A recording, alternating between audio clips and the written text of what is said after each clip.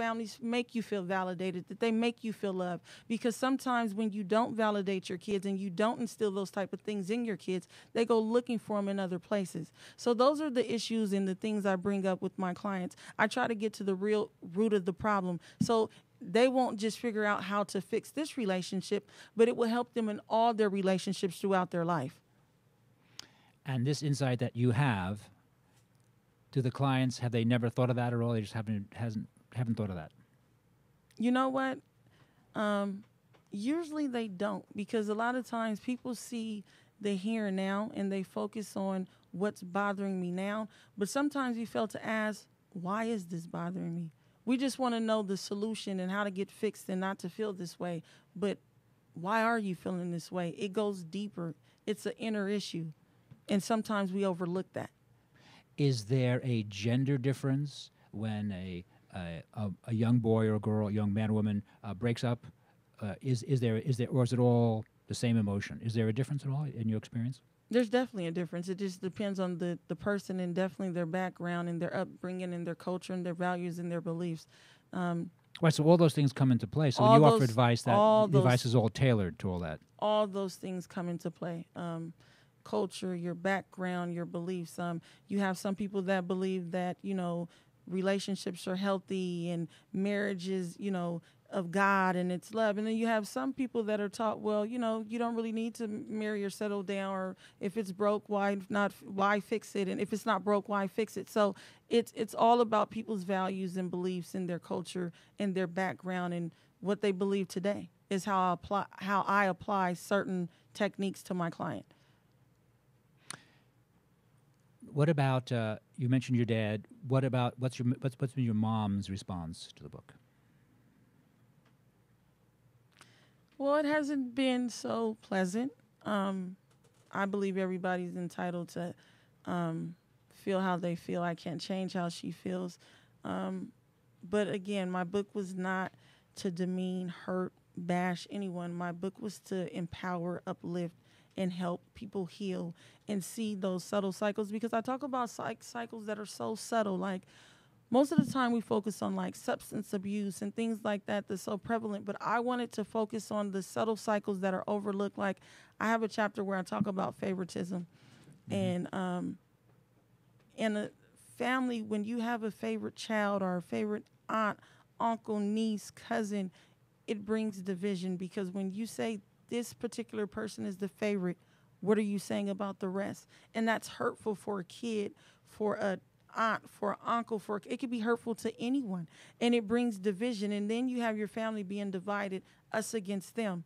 And I had to tell the truth. I wanted to bring light to families so they could see these subtle cycles and live healthy and peacefully and enjoy.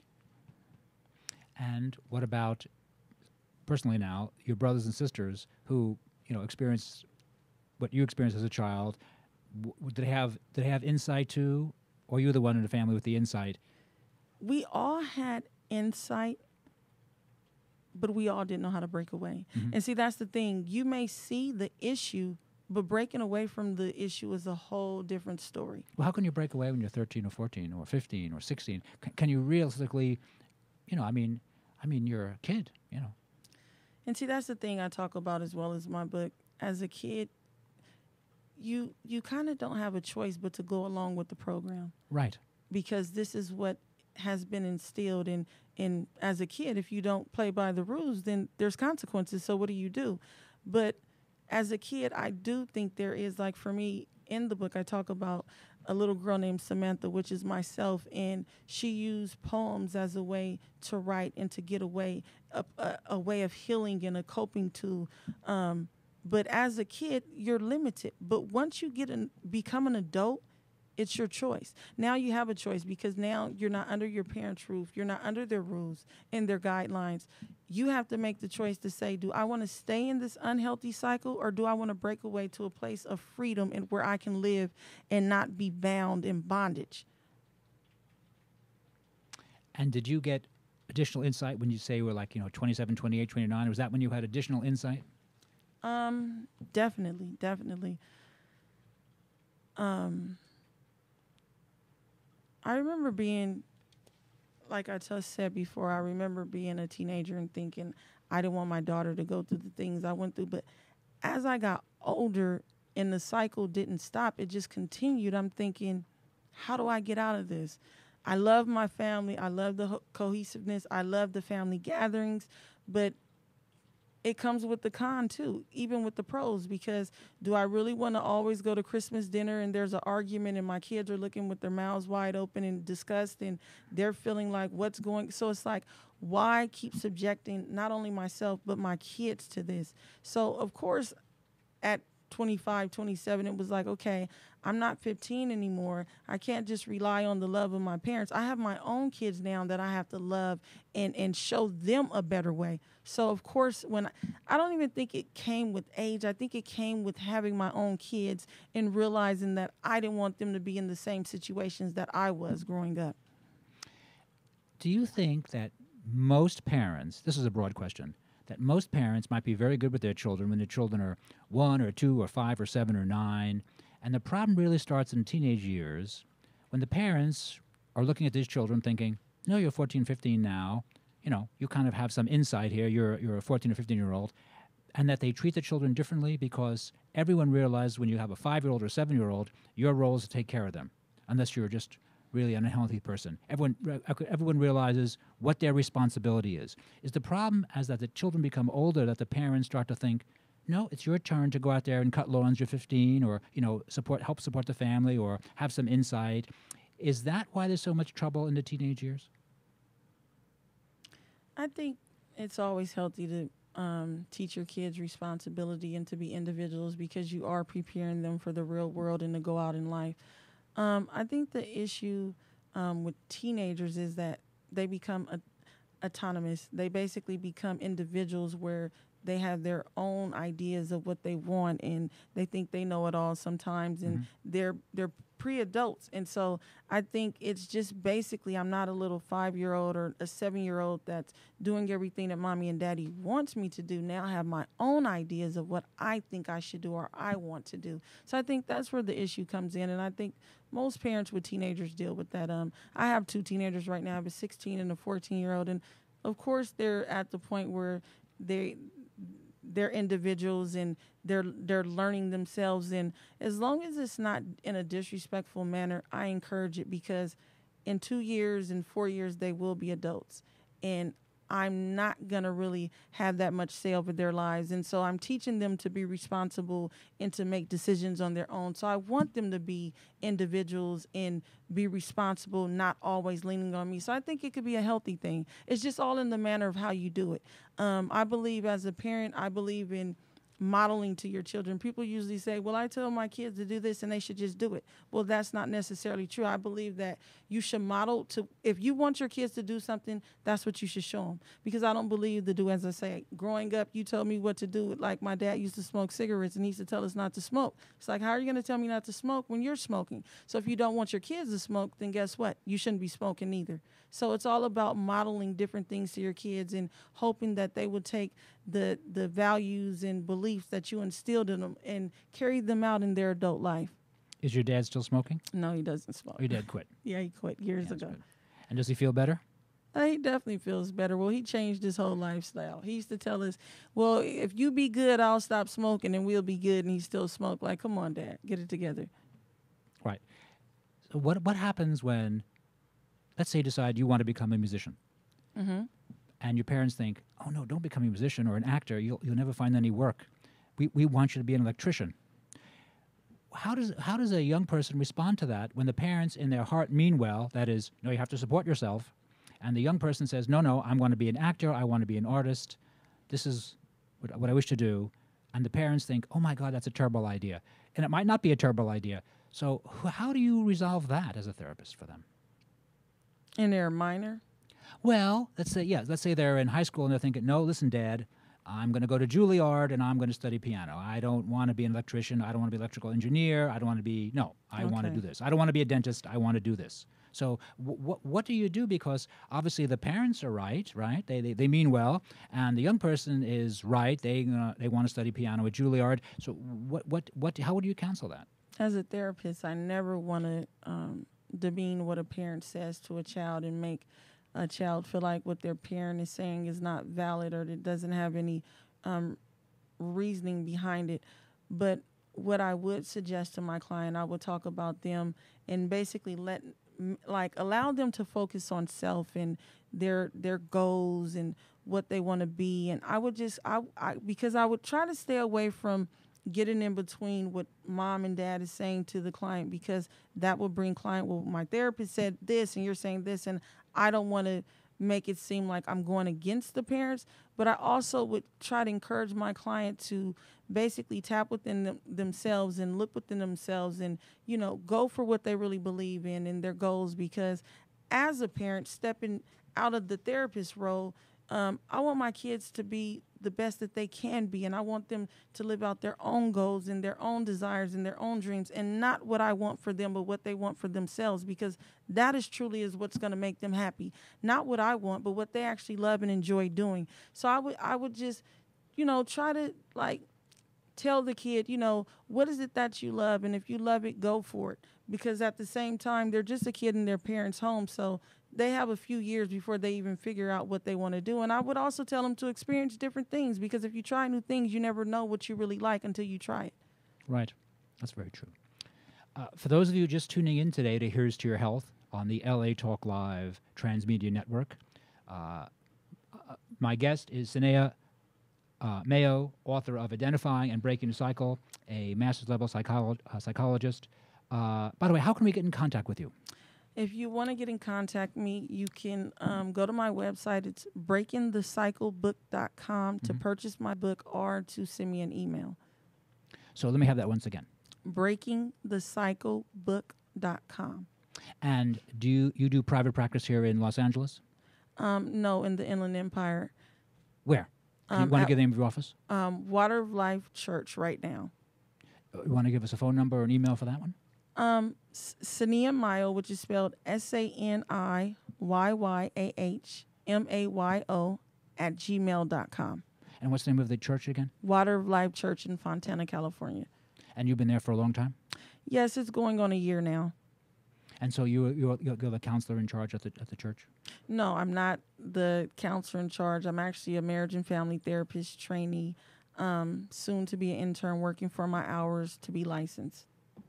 Is that a 2-year commitment of putting your hours together? Yes. Yeah, they really make you work. Yeah. Yes. Well, that's where you get better. So you've mentioned that there is a difference between young men and young women when you counsel them. And let me ask you a question that I have a very good friend who works with diversity. Mm-hmm. And this woman has been actually helped pioneer the field to some extent, really is one of the people who helped pioneer the field.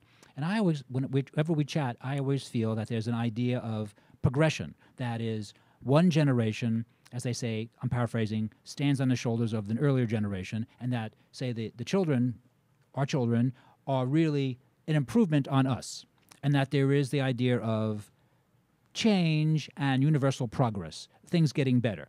And my friend, who's a PhD and does diversity workshops, kind of snickers at me a little bit and feels that that is completely, that has no merit. Do you want to comment on that? I agree with him. The reason why it doesn't have any merit is because... I'm kind of sorry to hear that, but okay, go ahead. Yeah. Because we teach our kids to be, in a sense, just like us, unless they reject what we are teaching them. Because just like racism is taught. When kids play, they don't think you're black, I'm white. They just see a kid. But if the parent is constantly at home reiterating things about race, then that kid is going to take that on too. So sometimes they grow up being just like their parents. So the cycle continues. Oh, the cycle stops when the person stops participating in the cycle. So you will always have these issues because as parents, we teach our kids in some form or fashion to be like us and to uphold our values and beliefs. And so if we're racist, if we're biased, if we're prejudiced, guess what? Our kids can carry out those same things. And not too long ago when they were voting for the president election, my daughter came home and she said, my friend's not going to vote for Obama because he's going to change the flag. Now, my daughter's 6 years old, so you would only have to imagine. He was going to change the flag? Yeah, I didn't know what she was, but you would only have to imagine this is what the 6-year-old's parents was talking about in the home. Now, they're 6. They don't know anything about Romney or Obama, but yet they're saying who they want to vote for and who's going to change. And see, these are the things that we teach our kids. So I agree with him. Like, it's a cycle that can't be stopped unless we as parents stop it within our own households. Okay, that makes perfect sense, actually.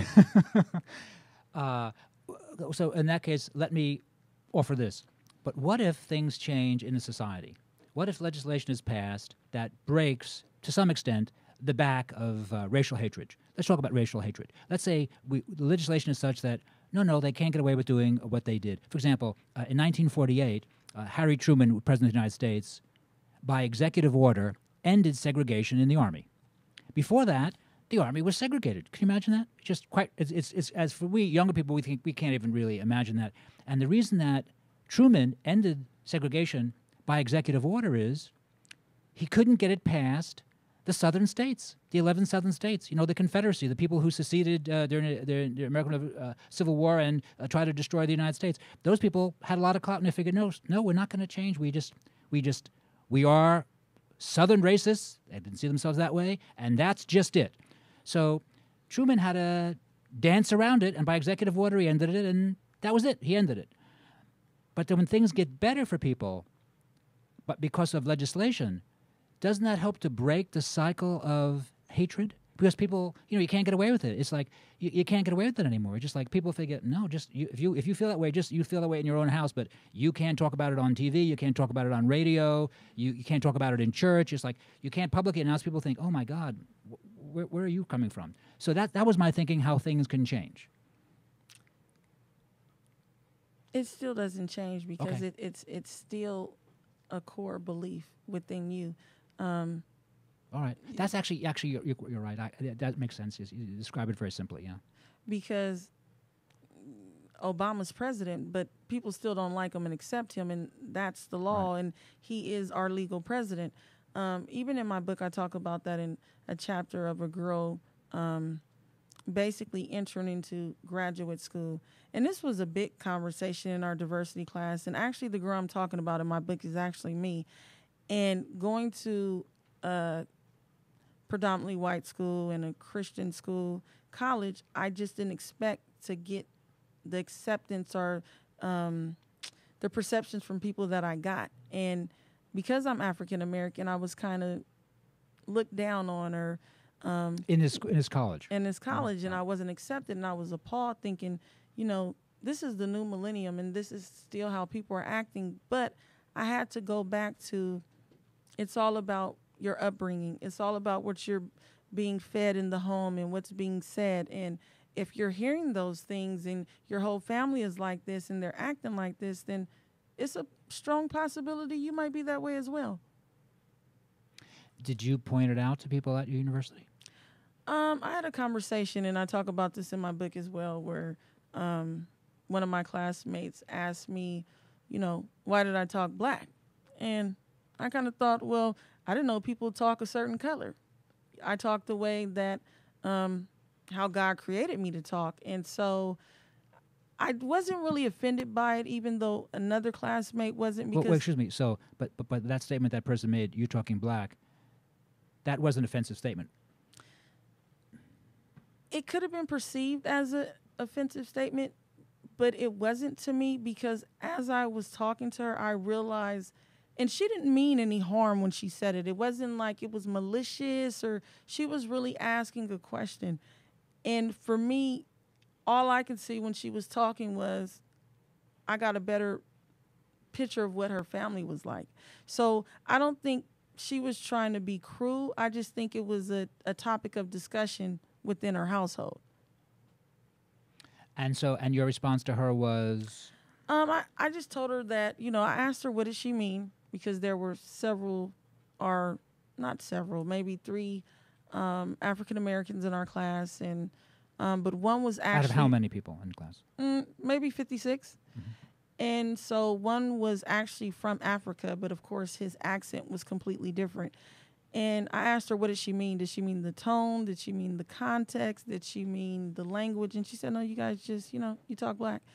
And I explained to her that I have a family and none of us talk the same, none of us speak the same. I said, with every culture, you have a lingo. You have slang, Right, right. So I said, I don't understand what you're saying. I just felt that she didn't understand or what she was actually saying. She was basically going based on what has been said in the household, because she even went to further tell me how her uncle thought like this.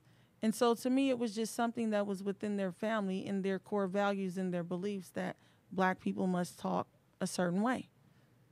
I mean, I can't argue with that. If that's how she felt, that's how she felt. But I wasn't offended about it at all.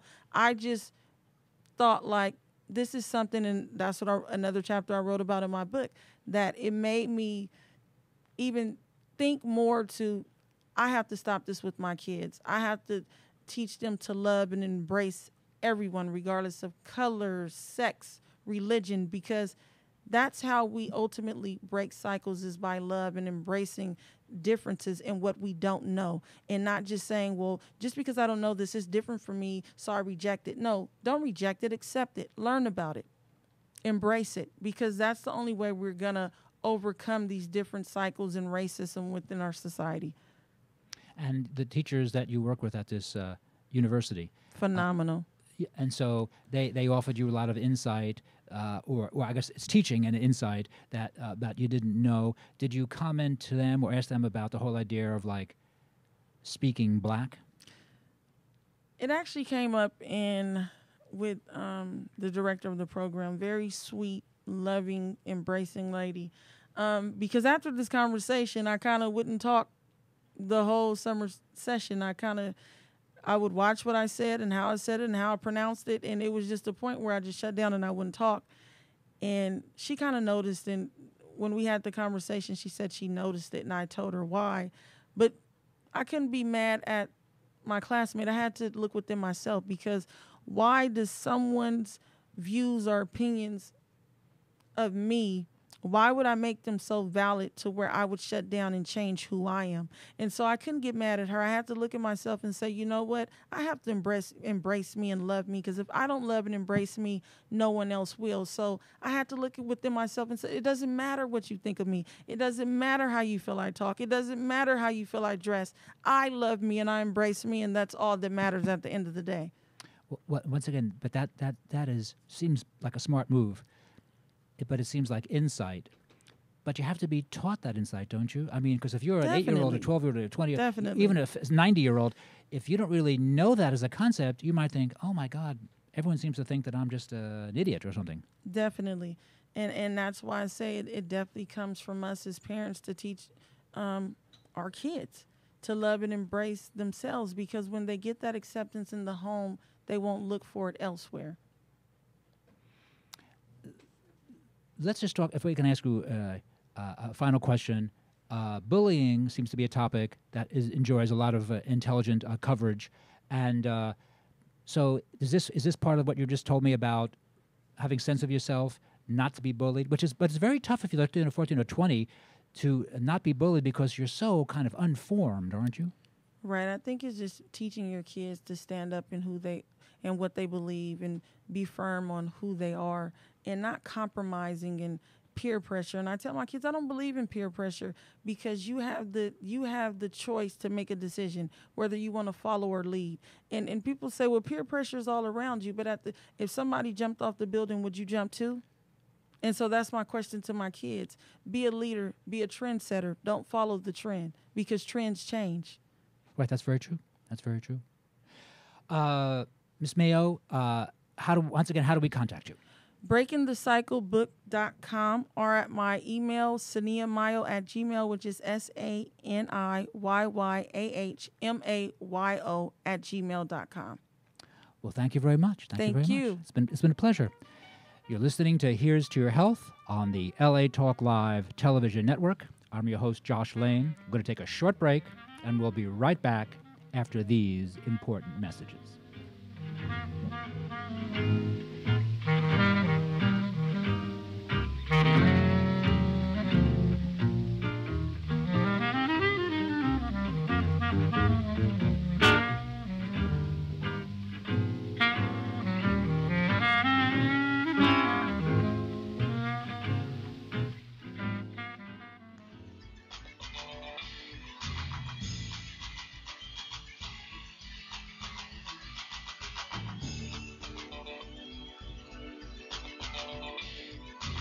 Hey, shout us out. What's the count? I'm your host, Ferran Dozier. I'm inviting you to join me on WDC Radio every Monday at 11 a.m. Pacific Standard Time as we discuss community topics around health, sports, and entertainment. So don't forget to shout us out. What's the count? On WDC Radio, only on latalklive.com. You can also catch us on iTunes Radio, R&B, or watch us on Ustream.tv. Reality radio, handcrafted for your listening pleasure. This is LA Talk Live, and we're more than just talk. What's the count?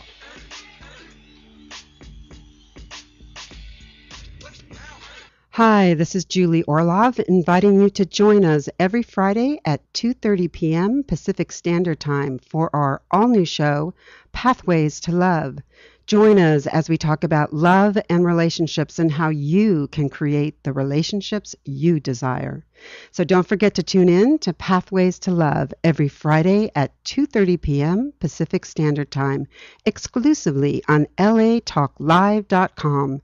You can also catch us on iTunes Radio, R&B, Live 365, Radio Flag, and now Stitcher Radio, or watch and listen directly at latalklive.com. Reality radio handcrafted for your listening pleasure. This is LA Talk Live, and we are more than just talk. This is Brett Chapin. And this is Dorothy Dillingham Blue, inviting you to join us every Saturday at noon Pacific Standard Time for our show, La La Land Talk. Join us as we talk with some of the top talent in LA. Artists' untold stories, your phone calls, and live on-location broadcasts have made La La Land one of the best sources in LA for everything entertainment. So don't forget to tune in to La La Land Talk. Exclusively on latalklive.com. You can also catch us on iTunes Radio, R&B, Live 365, Radio Flag, and now Stitcher Radio. Or watch and listen directly at latalklive.com. Saturdays at noon Pacific Time. Find us on Facebook at facebook.com/LaLaLandTalk, Twitter, twitter.com/LaLaLandTalk. Reality radio handcrafted for your listening pleasure. This is LA Talk Live. And we are more than just talk.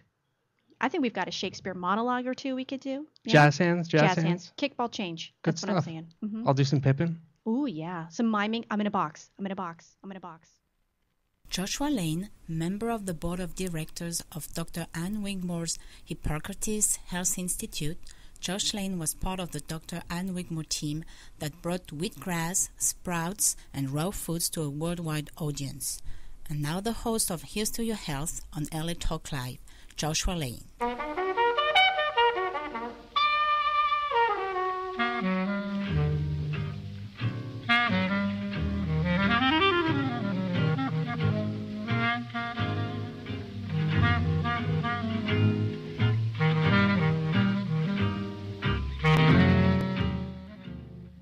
We're back.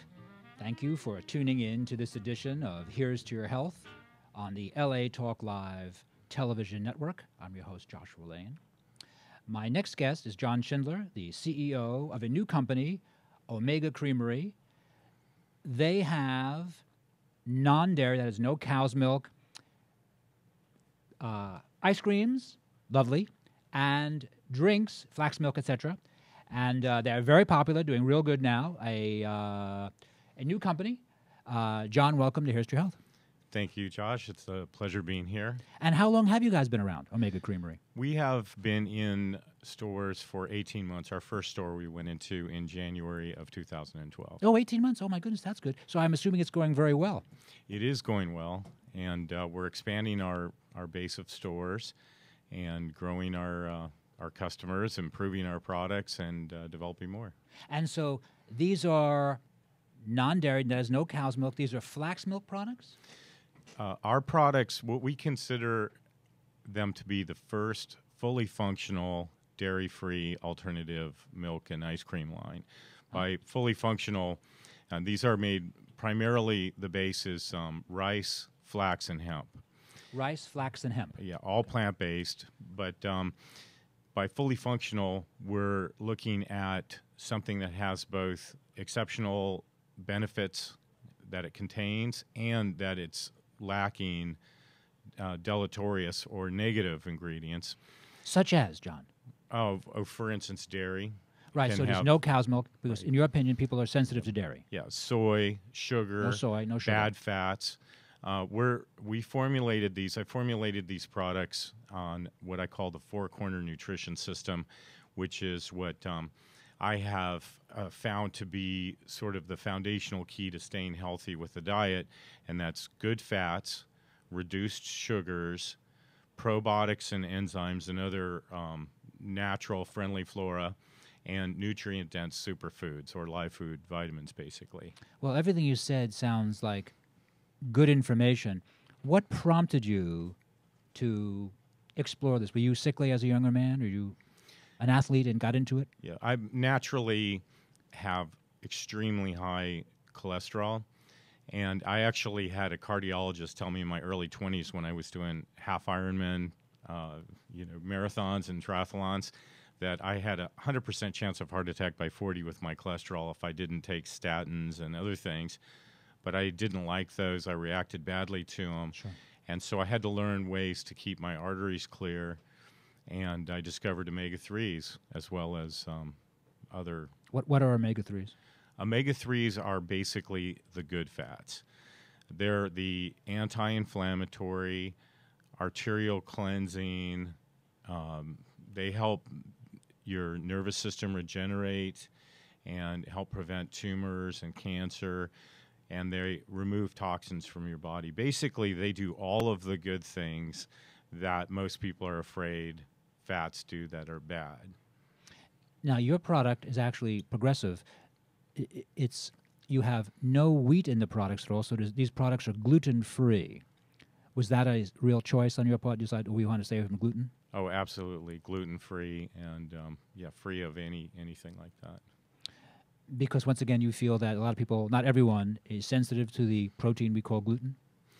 Well, a lot of people are sensitive, and gluten is an inflammatory food, and I think inflammation is something that is definitely something we have to overcome to stay really healthy, and it has a lot of effects. And so you said you did triathlons and Ironman competition? I did in my 20s. And then you decided you didn't want to do that much intense exercise any longer? Was that it? I still like to exercise, but actually I entered the corporate world. I started eating a more conventional diet, even though I had been trained early in good nutrition by my nanny when I was 9 years old was a yogini in a Kriya yoga commune. Oh, good for you. Yeah, and she started teaching me yoga and oh my goodness. Ayurvedic medicine and stuff at 9 and 10 years old, and I started doing yoga at 5 in the morning and sadhana and everything.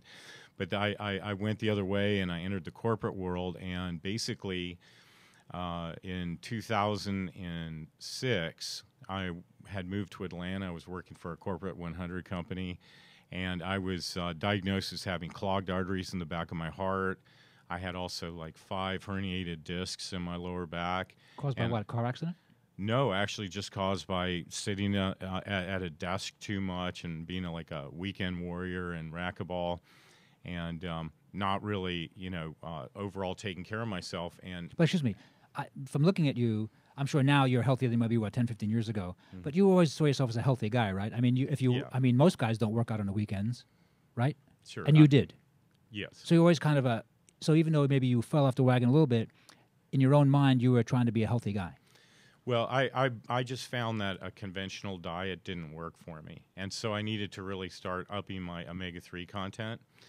And what I discovered was that 100 years ago, for instance, everyone's omega-3 ratio was 15 to 25% of their total fat intake. Now it's 3 to 5%. Mm-hmm. And so the lack of omega-3s has helped to add to heart disease and cancer and other things like this. And so, but I love gourmet food, so I wanted to find a way to have really delicious alternatives that I could be healthy with, basically instead of substituting. And so I started working on substitutes for foods that I loved, and I loved dairy. It just didn't love me so much. Right. I'm kind of the same. Yeah. Mm-hmm. I like it, and man, I do rotten on it. So flax, hemp, and brown rice, which seemed like a very good idea today, But when you were thinking of this 5 or 7 years ago, people probably thought, what are you talking about, right? Yeah. Well, this product line, this particular dairy-free line, was really birthed about 2 years ago. And so that was ahead of the time. But I was using flax oil and other things back then to raise the omega-3s. But this particular blend of dairy-free was birthed about 2 years ago. And now, so what exactly is flax anyway? What is flax? Flax is a seed that contains the highest ratio of omega-3s of any oil. It grows really well in a lot of places, particularly northern climates, and it just overall has the highest quality omega-3s and the highest quantity of omega-3s.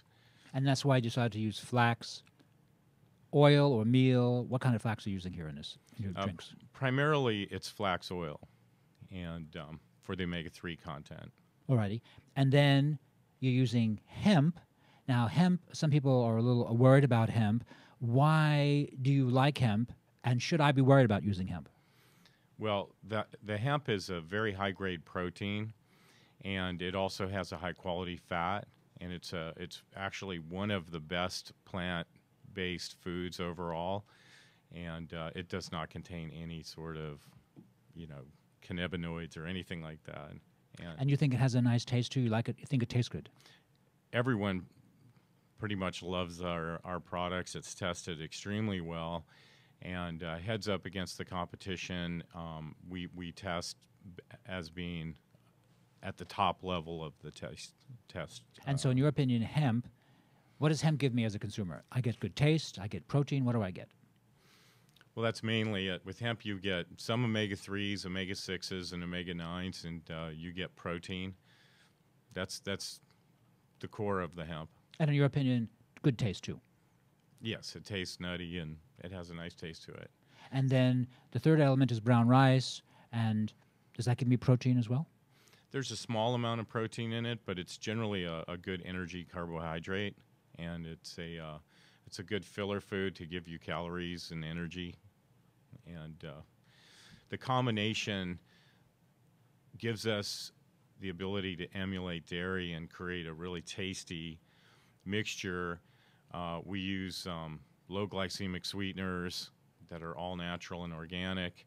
And so the ice creams then are flavored with superfoods. Oh yes, ice cream too. Are these newer than the milks? No, they actually. We started working with superfood ice creams before the milk, and then swapped over to this dairy-free Omega Milk formula once we had it about 2 years ago. But the ice creams are very low in sugar, low glycemic index, flavored what is with glycemic index exactly? Glycemic index is basically how much sugar is released into your system, how fast. Mm-hmm.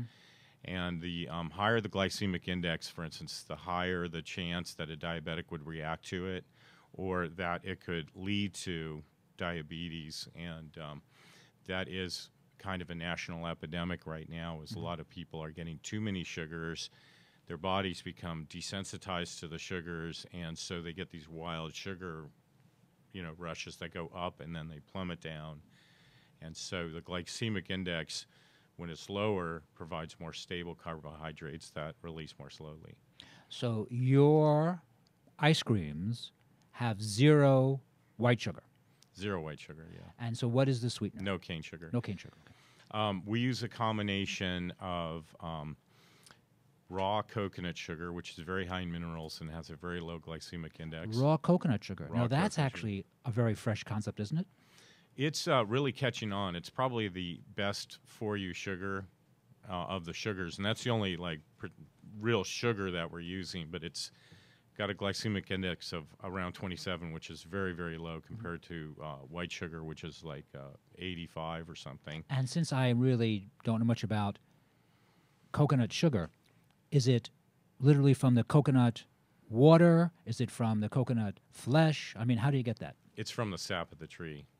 Oh, from the sap of the tree. Yeah, my goodness. So either the coconut trees are matured to make coconuts, or they take the sap and they don't produce coconuts.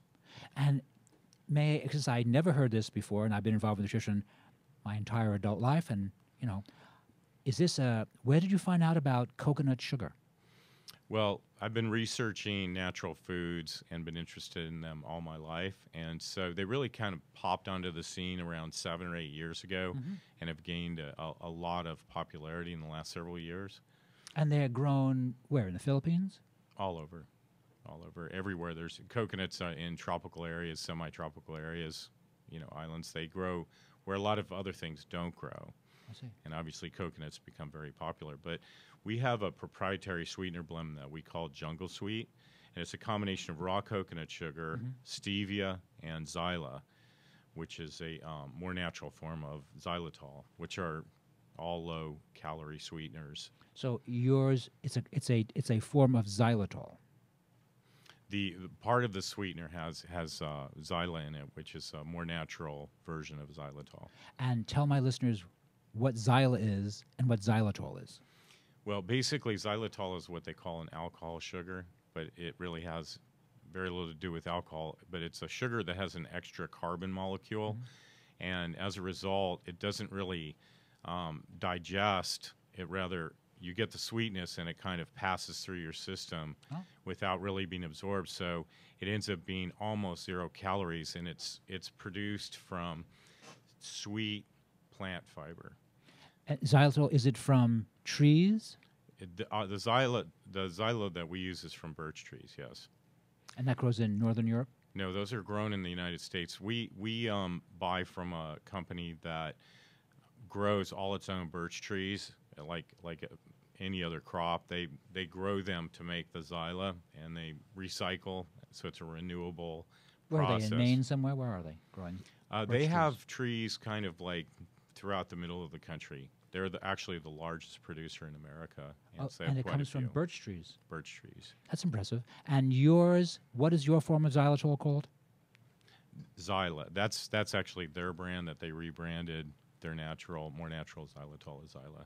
All righty. And how long has that been around, can I ask? Oh, well, they changed the name legally sometime about a year and a half ago. Oh, so this is pretty fresh. Yeah. But they were making the product before then. And what's the third ingredient in your sweetener? Stevia. And what's stevia? Stevia is extracted from a plant that grows in mostly in South America. It's harvested, but in tropical areas, and it has a natural sweet flavor, and it's a glucose stabilizing compound that's sweet in the leaves. It's very strong. It can be 300 times as sweet as sugar, and but it balances your glucose, and it has really no negative side effects that I'm aware of, and but it really helps to regulate your blood sugar. And so, did you sit around at the house with your wife and family, everyone scarfing down a lot of ice cream to decide what was the best taste? Did you have a little taste test? I mean, how did you determine all this? Well, I live on an organic farming community. Oh, really? Yeah, so we have like 25 residents there, and I had plenty of people to test, and they all love healthy food. And we have a vegetarian organic kitchen there. And do you want to mention the name of that group? Well, it's in Ojai. It's the Full Circle Farm community. Okay, great, fantastic. I just didn't know. I think Ojai is fantastic. I just didn't know. Oh, so you have 25 people as food testers. Okay, you're way ahead of the game there. And so, what flavors do you have for us? Well, we have the 5 flavors that we came out with initially are a vanilla with, as you can see right here, it has kava kava, noni, and it's kind of a vitality blend. It has kava kava and noni. Yeah. Are you the only people around with a kava kava noni blend? We're pretty much the only people that have superfood ice creams right now. Actually, I think you really must be. And again, for my listeners, we're speaking with John from Omega Dairy. What exactly is kava kava, and why do I want it in my vanilla ice cream? Well, it's a vitality herb that has just natural potency for improving your immunities and your focus and your concentration. And all of these are designed, the formulas are all designed to have enhanced functionality and health benefits, but also blended in a way where they taste really good. And most people are really surprised that you can take superfoods and make them taste as good. For instance, our hemp date nut is really sort of emulating a pistachio. Hemp date nut. That sounds like an interesting combination. Yeah, but the green in it, though, is Corella, spirulina, nettle, and barley grass. Oh, my goodness. and with pecans and dates. Oh, my goodness. Yeah. Well, that's actually very impressive. And well, let me say this. I think it's going to be hard for another manufacturer to knock you guys off, isn't it? Well, they're not rushing to do it too fast. But the super berry, for instance, is acai, maki berry, elderberry, goji berry. It's again wow. a lot of superfoods. Well, let me say I'm impressed. I've seen your products around, but I've never tried the ice creams, and I didn't realize how sophisticated the tastes were. I just didn't know. I didn't know. Well, what we've tried to do is really, really push to make our product the best tasting that we can possibly make it, and better tasting than the competition. And I think we've gotten there, but at the same time, really pack it full of nutrients. One of our sayings is taking the best part of the best ingredients and making it better.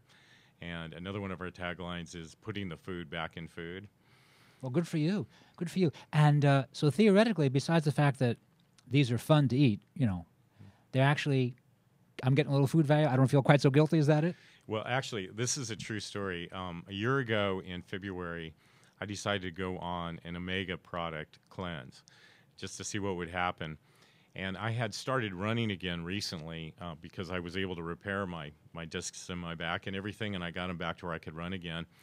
And I was improving my times usually by about 10 seconds a mile, and I was doing like that's good. A 3 to 4 mile run, but every time I was improving like 10 seconds a mile. And the 5th day on the cleanse of having only the omega products, I went for a run, and I wear a heart monitor as well. And I actually knocked over a minute a mile off my time. It was a 3.5 mile run, and I knocked 3.5 minutes off my time and 10 beats a minute off my heart rate. Whoa. After eating nothing but the ice creams and milk for 5 days. Well, that sounds kind of like a little bit of an indulgence, too. It sounds like fun, really. It was Oh, my fun. goodness. Now, you mentioned some of these. Let's just go over some of them. Which one has the maca? Which The chocolate. And it's raw cocoa. Raw chocolate, raw cocoa, maca, and suma, and walnuts, and okay, so tell the listeners, what is maca? Maca is a root, and again, it's a vitality herb, and it is good for stamina and general vitality. And it tastes good. It can be a little bit bitter, so we really have had to blend it well and match it with the cocoa and the other products, so that we end up with what most people consider to be an extremely good chocolate crunch ice cream. Right. But it's taken a lot of alchemy, and we consider ourselves to be like composite formulators, where we're not just doing like a flax milk or a rice milk. We're taking the best parts of a bunch of ingredients and using alchemy to blend them so that the end result is something that's really delicious, and they're working together nutritionally. Well, there's obviously a place for alchemy. So where can I buy these? I mean, does Whole Foods carry these? I mean, who carries them? Everybody carries them? Well, we're in about 50 stores right now. We're in several Whole Foods in town here. We're in basically many of the natural grocers, the health food stores right now. And in the area, we do have a website where you can get a list of the stores that we're in. It's omegacreamery.com. And it's not hard to track down. And there's also some discount coupons to try the product available on the site. And may I ask, do you manufacture this in your own facility in Ojai? Is that where you are? We manufacture it in our own commercial kitchen in Oxnard by Camarillo. Whoa. And the omega milk, flax, rice, and hemp, is this, and it's probiotics, is this for children and for adults? Absolutely. Omega-3s are very important for the brain development of children and the nervous system development. And it's extremely important for adults to keep their arteries clear and their systems functioning well. It's low sugar, so that's good for everybody, and the nutrients are good for everybody. So absolutely, any And age. when people use this, let's say working with kids, so am I going to use this milk as a beverage with breakfast, lunch, or dinner? Am I going to put it in breakfast cereal? I mean, what's the recommendation? You can do anything with it, even bake with it, and it holds up in coffee or tea. It's on cereals. My kids drink it with cookies. Right. Whatever. It's Right. just, So any way you would use milk. It's flax, rice, and hemp. So is each one of them variations on a theme? What's the difference in the cap colors here? Well, we have a vanilla, which is the sweetest and has the most vanilla flavor. We have the original, which emulates the taste of whole milk, and we have an unsweetened version that has no stevia in it or any other form of. And the vanilla is sweetened with vanilla, sticks of vanilla or stevia and coconut sugar. stevia and coconut sugar? Yeah. Whoa. And do you have a degree in food science? I don't. I just have a natural aptitude for it. May I ask what you have your degree in? I have a degree basically in business administration and fine arts. And so again, so you work for say a major corporation, and then you decided you wanted to start your own organization and put out quality product. Well, I was in the in the world of commercial real estate and entertainment and film and media, and that's where I thought my career was going to take me. But I had been working with foods and natural foods since I was like 10 years old. And it just kind of evolved after this market change with our economy changed. And I realized I wanted to do something that was completely good on every level. I didn't want to make media that was shows that I didn't believe in the content. I didn't want to finance projects with, do this whole Wall Street thing. I wanted to do something that I could really feel good about on every level. And I started helping a friend of mine do some work with a dairy version of the superfood ice cream, and then it occurred to me to do the non-dairy ice cream, and that actually this was right around the time Fukushima hit, and I read that the radiation levels were really high in milk, and I knew that milk is like a magnet for environmental toxins, so it's like, okay, I don't want to push dairy, and I know that dairy has a large damaging footprint to the earth. It takes about 500 gallons of water to produce 1 gallon of milk. Right. And there's other environmental issues with livestock, and so I wanted to do something where it was not only good for people but good for the planet, and where I could feel really good about it. Right. Yeah, exactly. And so now I feel good about what I'm doing on every level. Well, you seem to have everything actually covered. Now you have 5 flavors, and also tell me, what is acai, by the way? Acai is a fruit that is extremely high in vitamin C and other nutrients. It's a true superfood, and one of the more popular superfoods out today. But it's a small tart fruit. Now these products, everything here is vegan. Is that correct? Yes. So there's vegan meaning. What does vegan mean exactly? Well, the intention of vegan is that it doesn't do harm to other living creatures. Basically, it contains no animal products. So there's no meat or milk in it. No animal meat, products right, no whatsoever. Animal products and you have found that the vegan ideas are more and more popular. People just like them.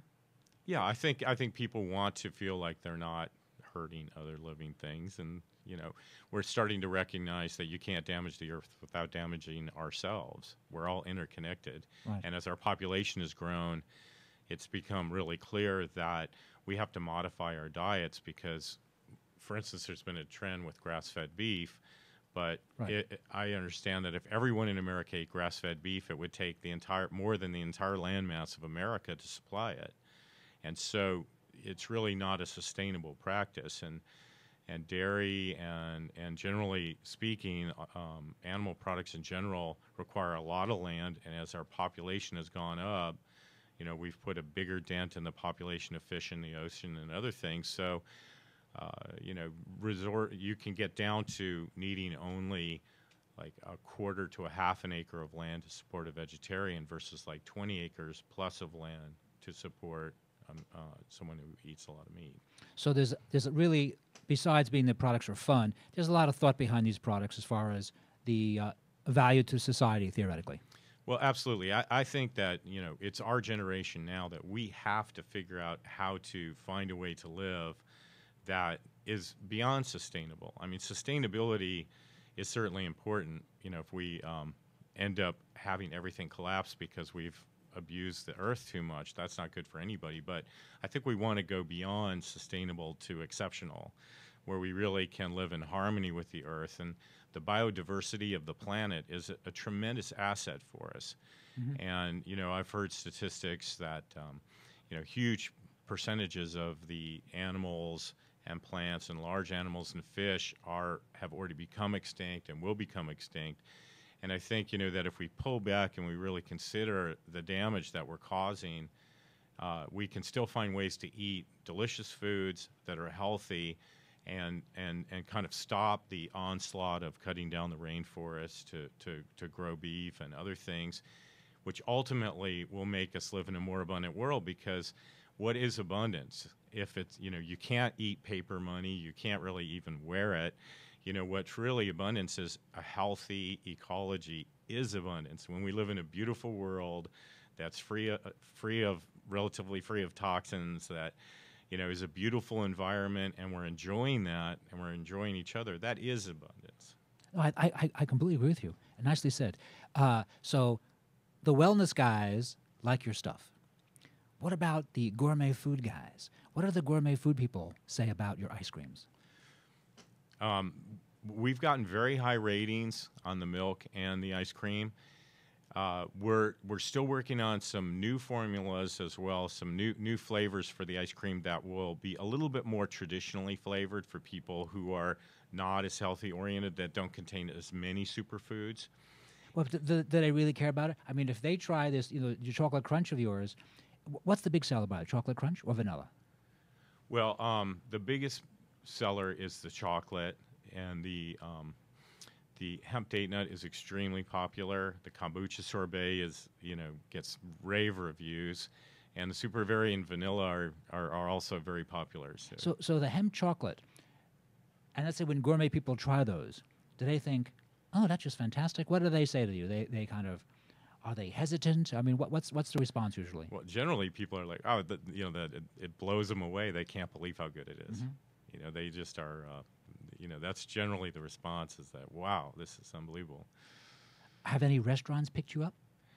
We've had some restaurants that have wanted the products, and we may start supplying some bulk product to some various restaurants that have requested it. But as a choice, we were mainly running as fast as we could to supply the retail stores that wanted our products. And so that's been our primary focus so far.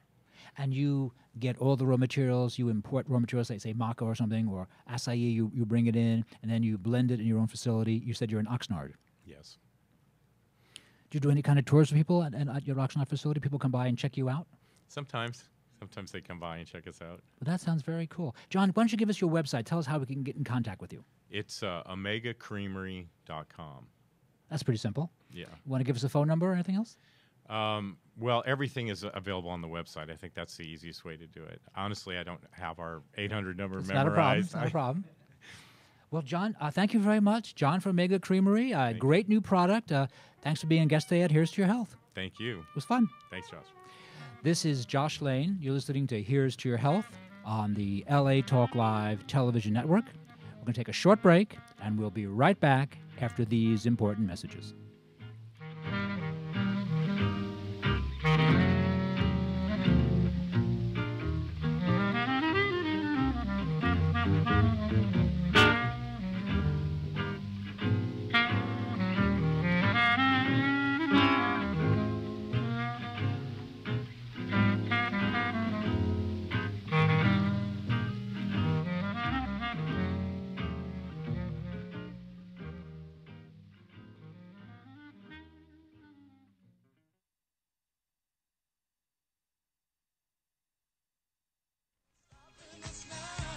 Hi, this is Susan Levin, owner and founder of Speaker Services.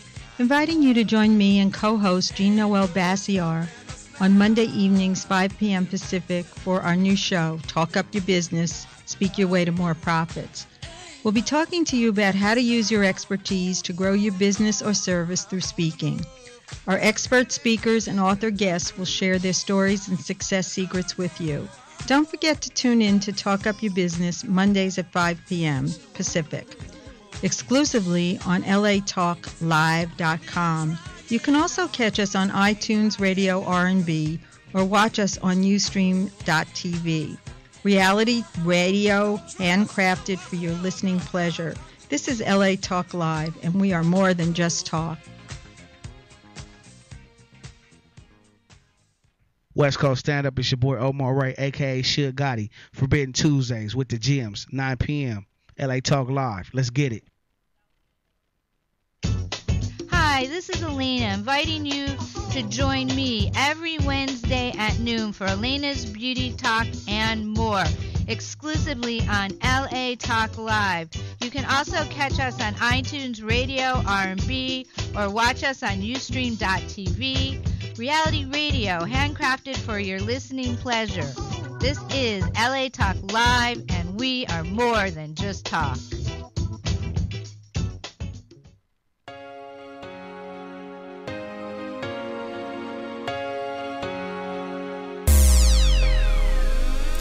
People, it's Jennifer Tapier from StarCam. You guys might know me from the red carpet, catching up with all the stars, but guess what? We're bringing the red carpet to the radio right out here on LA Talk Live. I'm going live Thursday nights at 6 p.m. We got hot topics, celebrities, and much more. We were featured on Chloe Lamar on E!, Howard Stern, T.I.'s Family Hustle. You know how we do. So check it out on Thursday nights, 6 p.m. All things Hollywood, everything celebrity. StarCam Radio? StarCam Radio? StarCam Radio! Oh yeah, follow us on Twitter at StarCam Radio. Hi, this is Angela DeJoseph. Join me Thursday evenings at 6 p.m. Pacific, The Angela DeJoseph Show. We're going to talk about health, wealth. We're going to share news, interviews, and entertainment.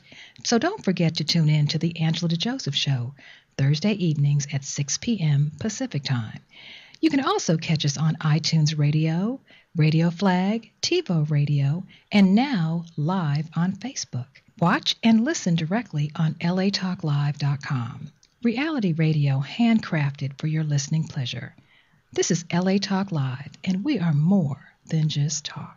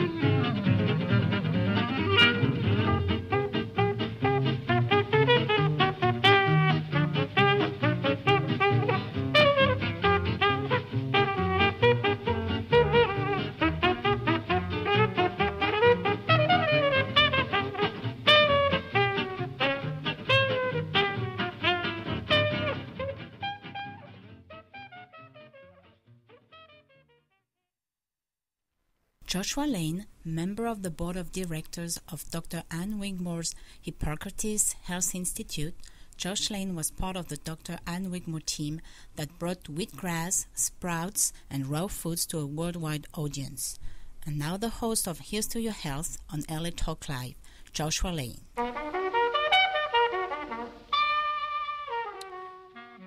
We're back. Thank you for tuning in to this edition of Here's to Your Health on the LA Talk Live television network. I'm your host, Joshua Lane. And for this segment, a new segment on Here's to Your Health, we're going to do wellness news that you may have missed and may have not seen on the television. On April 24th, Senator Barbara Boxer, Democrat in California, and Congressman Peter DeFazio, Democrat from Oregon, introduced the Genetically Engineered Food Right to Know Act, which would require the labeling of all genetically engineered foods at the federal level. Americans have the right to know about the food they are purchasing, says Andrew Kimball, Executive Director at the Center for Food Safety. A vast majority of consumers have demanded that GE foods be labeled, and without mandatory labeling, American families are being left in the dark.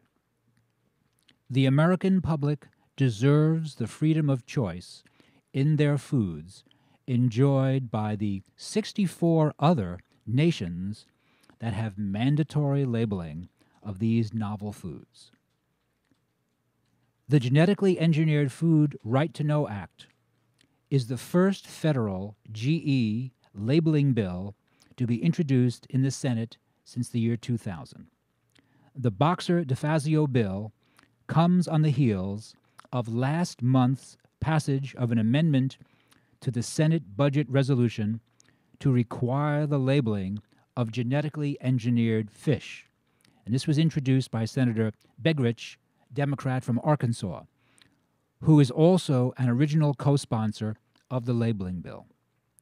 Now is the time for the FDA to reverse its 2 decades-old policy decision against labeling. The FDA has the authority to mandate genetically engineered labeling, yet they refuse to act. We applaud Senator Boxer and Congressman DeFazio for taking action to bring FDA's labeling policy into the 21st century. Senator Boxer and Congressman DeFazio were joined in this bipartisan bill by 9 senators and 21 representatives. The bipartisan labeling bill has also been supported by more than 100 organizations and businesses. If you have any further questions about genetically engineered foods, you can give us a call here at the station. The phone number is 818-707-0005, 818-707-0005, and we'll be happy to assist you further. Now, here's something that's interesting in the world of sports.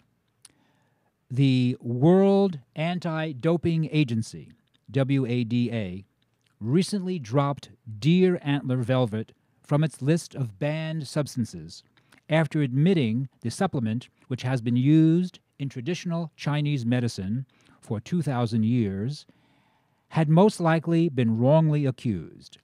In the past, deer antler velvet appeared in the news at a time a pro athlete used it to recover faster from injury or to also increase muscle strength. The supplement has been linked to the speedy recovery of Super Bowl champion Ray Lewis and former world #1 golfer Mr. Singh, Vijay Singh. Deer antler velvet contains naturally occurring IGF-1, which is insulin growth factor. It's a hormone similar to insulin and affects growth. IGF-1 is on the banned list of many professional sports leagues. However, the WADA ruled the amount of naturally occurring IGF-1 in deer antler velvet does not warrant banishment. The PGA Tour cleared Mr. Singh, who admitted he used deer velvet antler for improvement in his body and in his game, of any wrongdoing. All natural red deer antler velvet contains more than 300 active ingredients that work together to boost the body's performance, said Ted Aflin, president of Florida-based TCCD International, which distributes the patented Buck Power deer antler velvet in the U.S.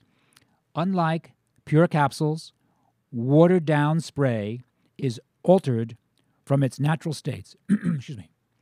The science shows powder is simply more effective in helping the body benefit from deer antler velvet's synergistic complex of nutrients. And for more information, please call us again at the station, 818-707-0005. That's 818-707-0005. New research into the use of vitamin E. This has been a topic of conversation recently. Despite concerns that have been expressed about possible health risks from high intake of vitamin E, a new review concludes that biological mechanisms exist to routinely eliminate excess levels of the vitamin, and they make it almost impossible to take a harmful amount.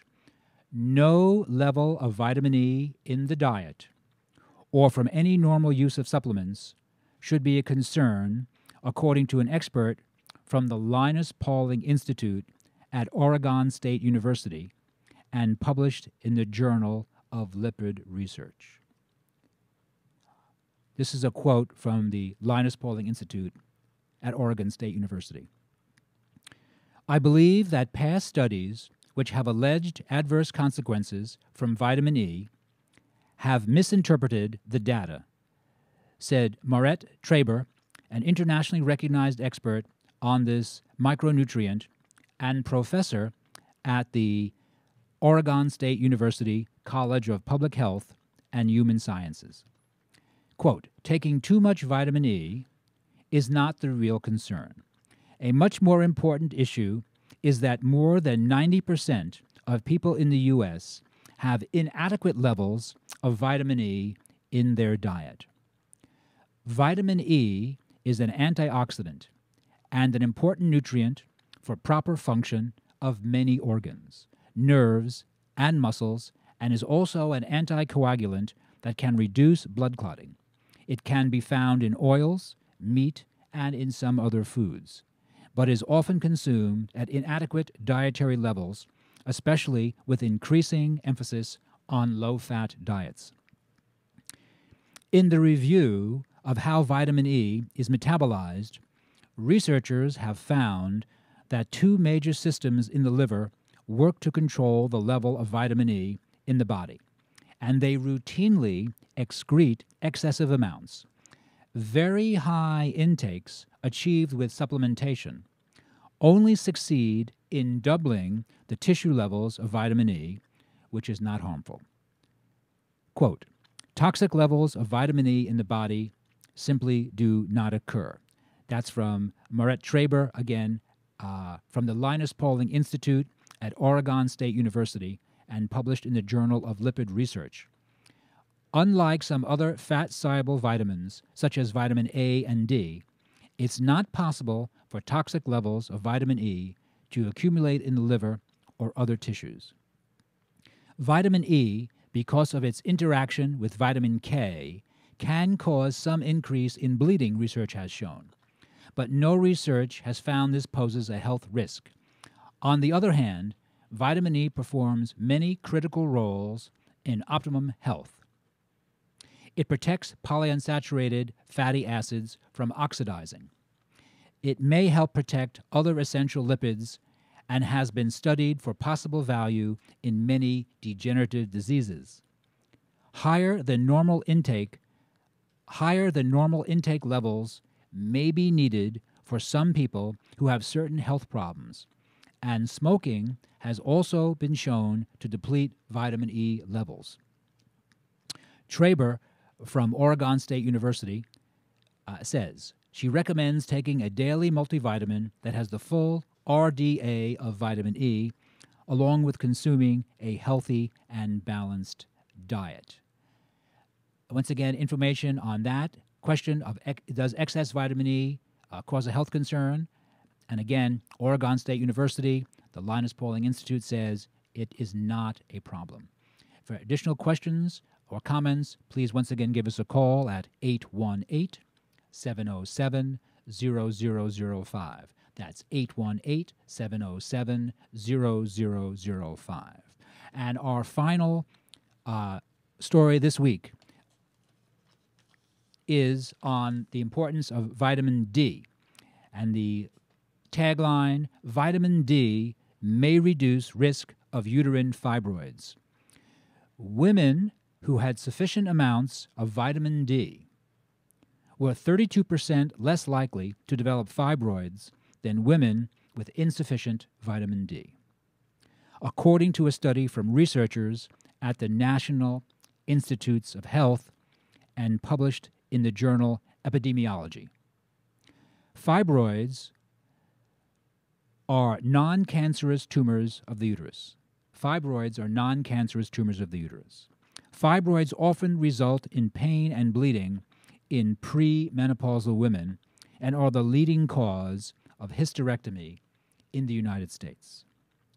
The study of 1,036 women aged 35 to 49 and living in the Washington, D.C. area from 1996 to 1999 was led by researchers at the National Institute of Environmental Health Sciences, part of the National Health Institute.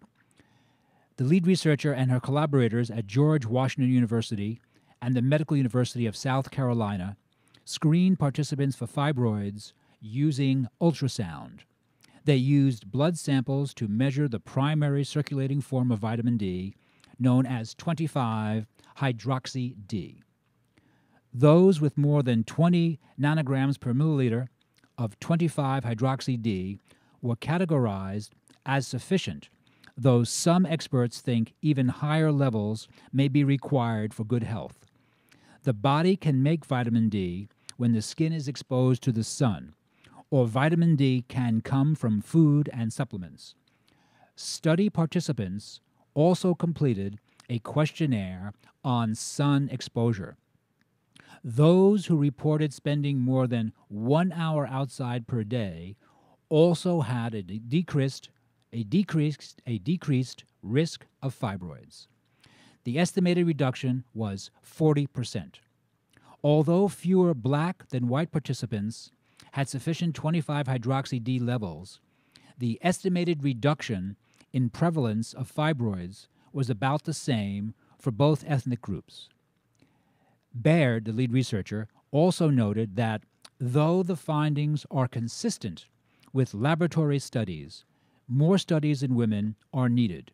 Baird is currently conducting a study in Detroit, Michigan, to see if the findings from the Washington, D.C. study can be replicated. This study adds to a growing body of literature showing the benefits of vitamin D, said Lillian Birnbaum, Ph.D., director of the NIEHS and the National Toxicology Program. For additional information, please give us a call at 818-707-0005. 818-707-0005. This is Josh Lane for Here's to Your Health on LA Talk Live. We're going to take a short break, and we'll be right back after these important messages.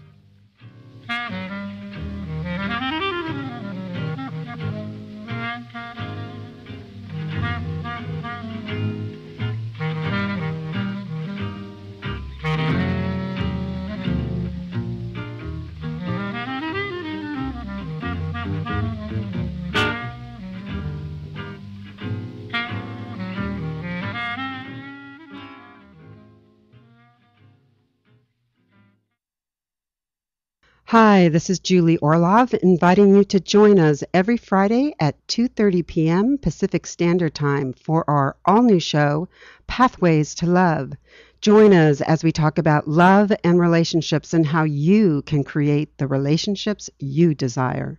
So don't forget to tune in to Pathways to Love every Friday at 2:30 p.m. Pacific Standard Time, exclusively on latalklive.com. You can also catch us on iTunes Radio R&B, Live 365, Radio Flag, and now Stitcher Radio, or watch and listen directly at latalklive.com. Reality radio handcrafted for your listening pleasure. This is LA Talk Live, and we are more than just talk.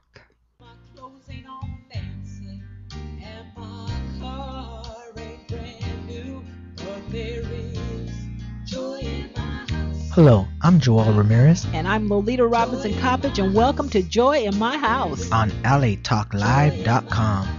Inspirational radio with a touch of recovery. A reality show where nothing is left unsaid and no one is insignificant who says it.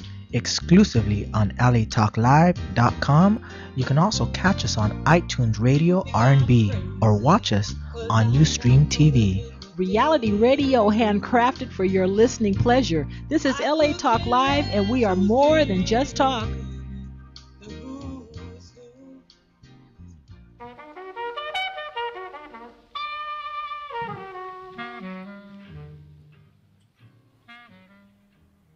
In the burgeoning field of anti-aging medicine, Dr. Hans Kugler, professor at Roosevelt University in Chicago, and president of the Academy of Anti-Aging Medicine in California, has been on the cutting edge.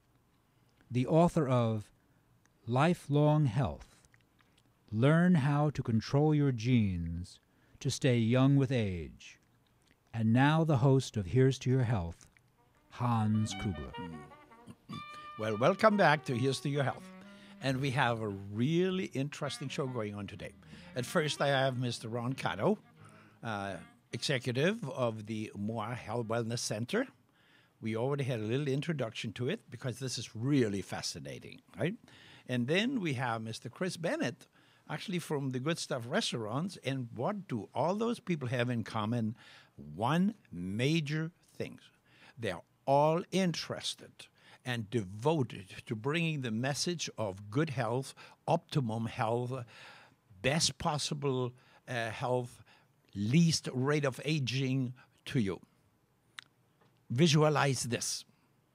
You're in a doctor's office. You lay on a examination, bed like an examination stretch on the side, and you're just relaxed, and people are next to you, and they don't even touch you, just with their hands over their body. And that takes for about 25 minutes, and then your turn to turn around on the other side, and you're really relaxed. I mean, it is amazing. And then it goes on for another 25 minutes, and then we're done. Well, we're done. Nobody has touched you, right? Now, what is going on?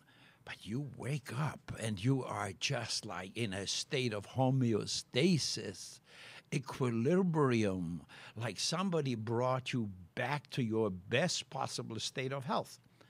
And that is done via what they call energy management. Well, I did this a few weeks ago. Again, and I've been doing it for the last few weeks, months, years even. And this is one thing I will never skip any and every week. What's going on here? Well, we have Mr. Ron Kato, Executive Director of the Moa Wellness Center. And we had a little bit of an introduction the last time, but maybe, Ron, give us a little bit more, again, a summary of how all this started, Okay, thank you, Hans, for the nice introduction. And it's the MOA Wellness Center. And just to briefly go over how we started last week, the acronyms come from Mokichi Okada, who at an early age came down with tuberculosis, and in the early 1900s, the doctors basically gave him a death sentence, and he refused to accept that. He said that, I'm going to get through this. And what he did at that time in the early 1900s was he basically changed his diet, went on a vegetarian based diet, and communed with nature, went out to nature, and through his contact with nature started to realize that his body was regaining its healing capacities or powers to heal itself. And from then, after he recovered, he went on to research how he can somehow be an instrument to channel this universal life force through the palms of the hand to help people healing powers strengthen. Our bodies are constantly healing itself, right? Mm-hmm. Yeah, as a matter of fact, many, many years ago, well, not really that many years ago, I would say about 14 years ago, during one of the meetings of the American Academy of Anti-Aging Medicine, my mentor, Professor Emanuel Churaskin from Alabama University School of Medicine, he sees me and he says, "Here, Hans, come on inside." And he makes me hold my hands in front of me, right, crossed over, and he pushes down, and he says, "This is your average strength here. Let me put something into your hand." And he put something in my hand, and again, he says, "Resist." And even though I tried to resist, literally with one finger, he was able to push me down there. I said, what's going this way? And he says, "Let me show you something else." He put something else into my hands, and I got so strong. I had the feeling he could literally hang on my hands, and I was so strong. And that was the beginning of kinesiology, right? Kinesiology, there's an energy field around your body, and that energy field is affected by everything you do, by the way you think, by the way you eat, and what you do, your philosophy, your connection, as I say, to the universe, the self-awareness. And it was then continued in several of the chiropractic schools. And guess what? Now, even at medical schools, they are teaching a course in kinesiology. This is what this is all about, right? But more than this, Professor Churaskin defined lifelong health as a state of homeostasis achieved by doing so and so many variables correctly. As a matter of fact, at that time, there were about 50. And then later on, I continued with some of the research projects with him, and we defined the variables. We actually grouped them together as health practices. Well, everybody used to say, well, health practices, it's just health practices. It has nothing to do with real aging. Well, not so. In the meantime, there is an area of research, aging research, called telomere research. At the end of your DNA molecules, you have extensions. They're called telomeres. They're the longest at the time of birth, and they get shorter as we get older. And interestingly, that goes into the intelligent design business, right? And so we can really say, God bless. Anyway, it's sort of like proof for a lot of those things that some people are doubting. Well, there's always doubters in every field, But anyway, with these telomeres, it was established that health practices, or let's say good health practices, are true anti-aging modalities. Example, nutrition, exercise, certain vitamin supplements, and so on, that have been shown to help and increase and maintain the length of telomeres. Stress causes a tremendous shortening of the telomeres, and telomere length is directly connected with overall lifespan. Nowadays, laboratories, if you go to a doctor, if it's a doctor who's really up to par with things, he will actually have a possibility to maybe draw some of your blood and send to a laboratory and measure the length of your telomeres, right? And when you measure the length of the telomeres, it gives you an impression, it gives you an idea where you are. Are you really older or younger than what your actual birth certificate says? As a matter of fact, in my book, Lifelong Health, Learn How to Control Your Genes to Stay Young with Age, I have in the very first chapter a little test. It's about 18, 19 points in what you do, and it shows you the many different factors that contribute to aging. And then you add up the points, and it will show you if you are younger or older than what your birth certificate says. It is really fascinating what can be done in this field. But anyway, bottom line, summary, everything you do, and it's what you do. It's not what your doctor does. It's not the drugs that your doctor gives you, which is actually an area where many of the researchers that part of them I interviewed are getting away from. For example, a few weeks ago, I had Dr. Jeffrey Smith on it, MD, professor at UCLA, and you will soon see a magnificent movie out there, American Addict. Go and watch it if you get a chance to do so. And all this relates to the essential requirements for a healthier and longer life. Now, tell us a little bit more about the different variables, that you go into the different lifestyle, health practices, and so on, what you are teaching. Right. So, well, Mr. Okada, using this own life-saving experience and discovering what the cause of illness and how to cure it, went on this campaign to try to help promote what helped him overcome his life-threatening illness. Mhm. And, one, as you mentioned, is what we eat. The food is our fuel. To be able to eat things that are freshly grown without chemicals, non-GMOs. Back then they didn't have it, but it's very important. That's one component. The second component is being able to commune with nature. The exercise part is to be able to walk, be observant of the beauty of nature, feel how this takes us out of the realm of stress. We also, at our wellness center, we do the Japanese teeth ceremony. If we have time, I'd like to be able to get into that because it's based on the philosophy of Zen, which is helping us to be reflective in our busy lifestyles. Right, basically awareness. I mean, know where you are, in life, chill out and, stress reduction, in essence. Right. And the third is the energy healing.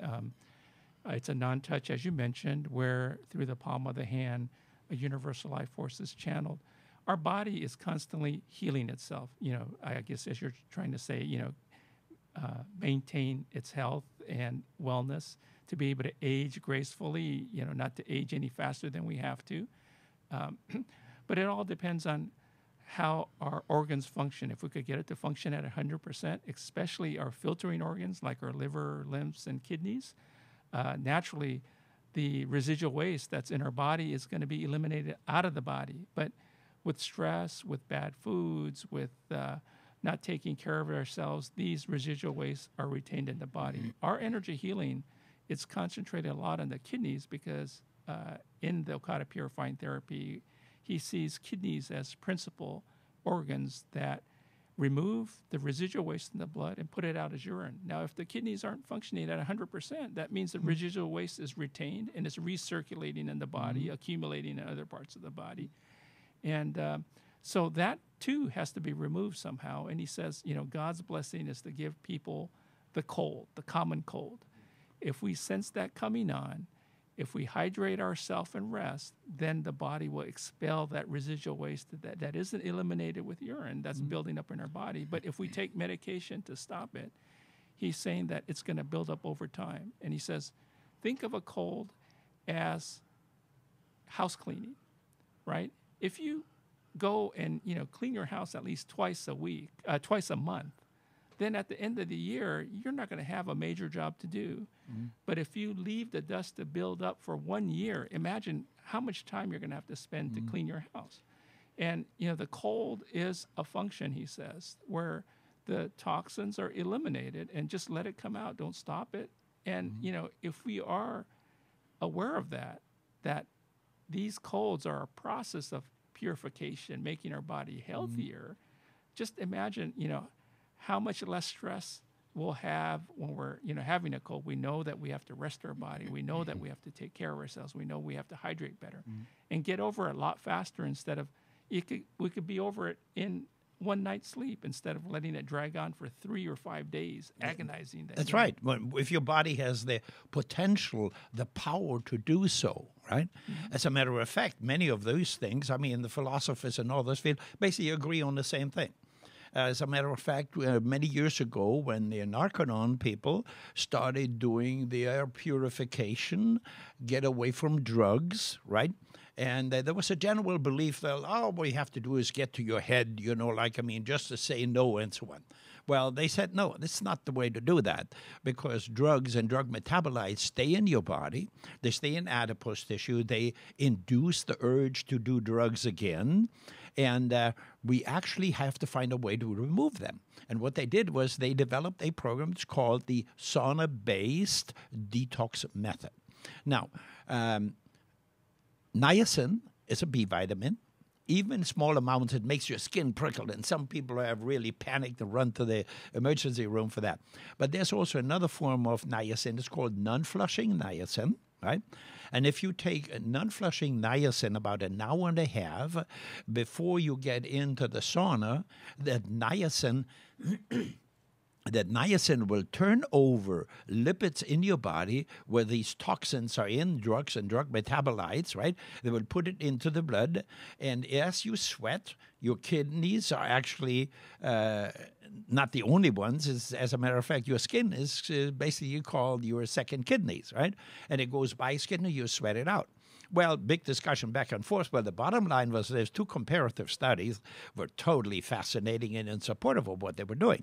That means without the sauna-based detox, the effectiveness was about 12%. Miserable. Right, 12%, this can't be just by chance, you know. Well, anyway, but together with the sauna-based detox, the effectiveness went up to 68 and higher, right? And then there were some other projects by FASE, Foundation for Advancement in Science and Education, in essence supporting what you were just saying, right? I mean, purification is one of the most important parts. And they looked at toxins in our body, and they found that as we get older, we have somewhere between 50 and 100 toxic chemicals in our body. And they come from all kinds of sources. I mean, pesticides, herbicides left over from chemicals that we are surrounded with, and most recently, more and more genetically modified food, GMOs. I mean, this is really another area. I mean, that is really baffling, because in most countries around the world, these poisons have been banned, and they have to go through more rigorous testing. Only here in the U.S., they don't even want to allow us to know which foods contain that. I mean, it is just baffling what some of these people are doing, right? And then we think that, well, if we let the government handle things like a Food and Drug Administration, that should be good. No, it definitely isn't. As we've heard recently a few weeks ago with Dr. Gregory Smith, UCLA professor, a real brain. I like this guy. But anyway, drugs. You go to a doctor, he prescribes a drug. Well, it takes 5 minutes. Right? He makes his money and so on. That is not the way to do it. Literally, every study shows that we have drugs and drug metabolites in our body, and they basically don't do anything. They overlap the symptoms of a disease, of a problem, right? And then we make the drug companies happy, and they make zillions of dollars. And our so-called healthcare system is nothing else but really a disease management system that keeps going, and I mean, but with very little logic in it. You know? Exactly. I'm going to make a little plug for this documentary that was on CNN about a month ago that talks exactly about how our healthcare system is disease management. It's not promotion of health. It's called Escape Fire. Mm-hmm. Google it. A great 90-minute documentary about our current state of our health and what we. Yeah, as you're saying, we really have to want to do something. We can't be passive and think that health is going to come to us. The medical director of our wellness center, Dr. David Wong, who you had on the show, says that he does not like to use the word patient, but everybody that comes into our clinic or his clinic has to see themselves as health participants, not patients. You don't want to be patient with your symptoms. Right. You have to participate. Right. As a matter of fact, at Dr. David's clinic, I do health practice counseling, anti-aging counseling, right? People can come in. And, actually, I've never given I'm going to give you my phone number. Anybody who is interested in doing the anti-aging fitness counseling and so on, for appointments, 310-634-2478. 310-634-2478. But give us also your phone numbers and websites where they can reach you. Okay, our phone number is 574-9900. 310-574-9900. Our website is www.moawellness.org. O-R-G. Org. And you're a nonprofit? Yes, we're a nonprofit. Everything is donation-based. We have suggested minimum donations, but we never turn anybody away. You'll see that because it's donation-based and we're supported by people that believe in helping to promote wellness. The help that you can get there is really reasonable for whatever donation that you can. I know David. I had Dr. David Wong on a show here a few weeks ago, and I want to give him a big plug, right? And this goes as follows. I'm over at his health center, wanting to talk to him, and there's an elderly lady. I mean, she's 80 plus. She obviously has no money.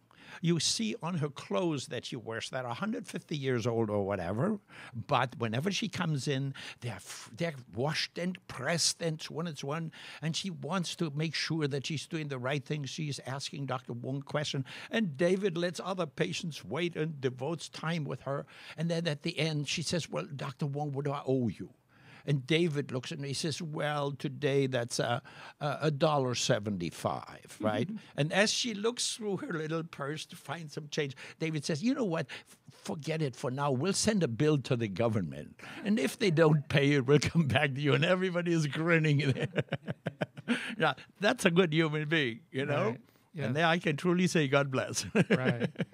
So, I think the core of health, we have to have this part of us that want to help other people. Mr. Okada, this is even before integrative medicine was even talked about. I think his approach was very integrative because what he said when he started to treat people was that what good will it do the world if I help criminals physically for them to go back committing crimes?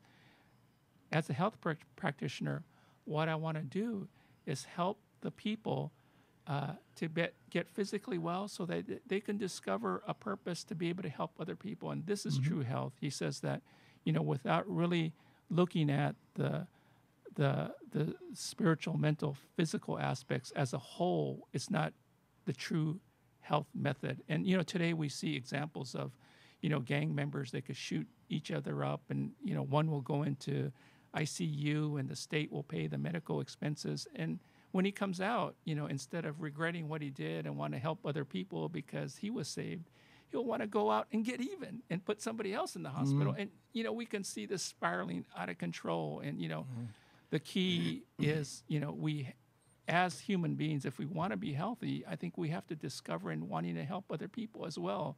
And this is, one of the things that Mr. Okada wanted to do, and that's why we've set it up as a nonprofit. Yeah. I mean, people are the most important things in our lives, right? I mean, we have our home, we have our environment where we feel safe, and from there we go, I mean, in many areas where I was in Chicago at Roosevelt University, we did this with many, many different patients. We looked at the health practice, what they were doing, and we found that there's only about out of 5 major health practices, only about 7% of all people were doing the major health practices reasonably correctly, right? I mean, the numbers are actually devastating when you look at that, So where do we start? We got to start with that, right? There was a Professor Mendelson at the Illinois University Medical School. He actually wrote a book on how to have children in spite of your doctor. A lot of people were very upset with him and so on. But common sense. I mean, health education, communicate with each other, talk to each other, right? And it's the same thing. I mean, there was a lot of turmoil at this time in Chicago, right? I mean, with all the different people have, like disagreements with everybody and so on. Every group gave me a little card. I could go into the black neighborhood, in any neighborhood, I was safe, no problem about it, Anyway, it was really magnificent talking to you again. Give us your phone numbers and your websites again. Okay, the phone number, thank you, Hans, is 310-574-9900, and the website is www.moawellness.org. moawellness.org. Mm-hmm. Okay. And hopefully people out there will take advantage of that and get well and get healthy and participate in educating other people and listen to Here's to Your Health, one of your best starting points. Okay, thanks, Hans. Maybe if you have an open slot in the future, if I could come back and talk about the tea ceremony, the Japanese tea ceremony. That sounds like a good idea. Philosophy. Okay. All right, thank you very much.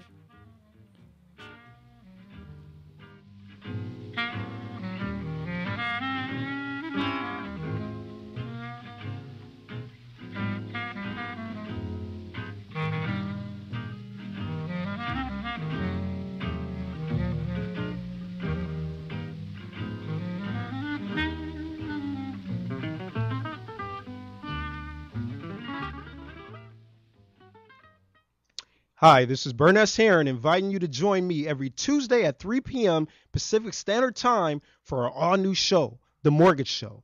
Join us as we discuss exclusive new products and programs through government and conventional financing. No mortgage-related topics are spared. Come with me through this journey of informative, stimulating conversation, giving you the facts, clarity, and insight you deserve. You never heard a mortgage show like this before. You'll be enlightened, educated at the same time. This is for the community, for the nation, for everyone. As the industry evolves, we evolve.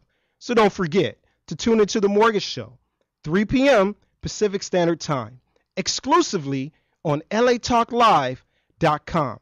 You can also catch us on iTunes Radio R&B or just watch us on Ustream TV, reality radio, handcrafted for your listening pleasure.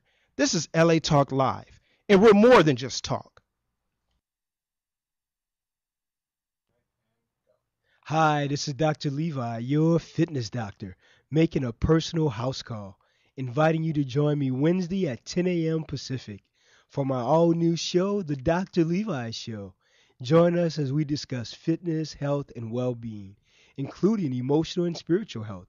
So don't forget to tune in to The Dr. Levi Show every Wednesday at 10 a.m. Pacific, exclusively on latalklive.com and the Talk Live Broadcast Network. You can also catch us on iTunes, Radio R&B, or watch us on Ustream.tv, or catch us on the Live 365 network, and now on Radio Flag and Stitcher Radio. Reality radio handcrafted for your listening pleasure. This is LA Talk Live, and we are more than just talk.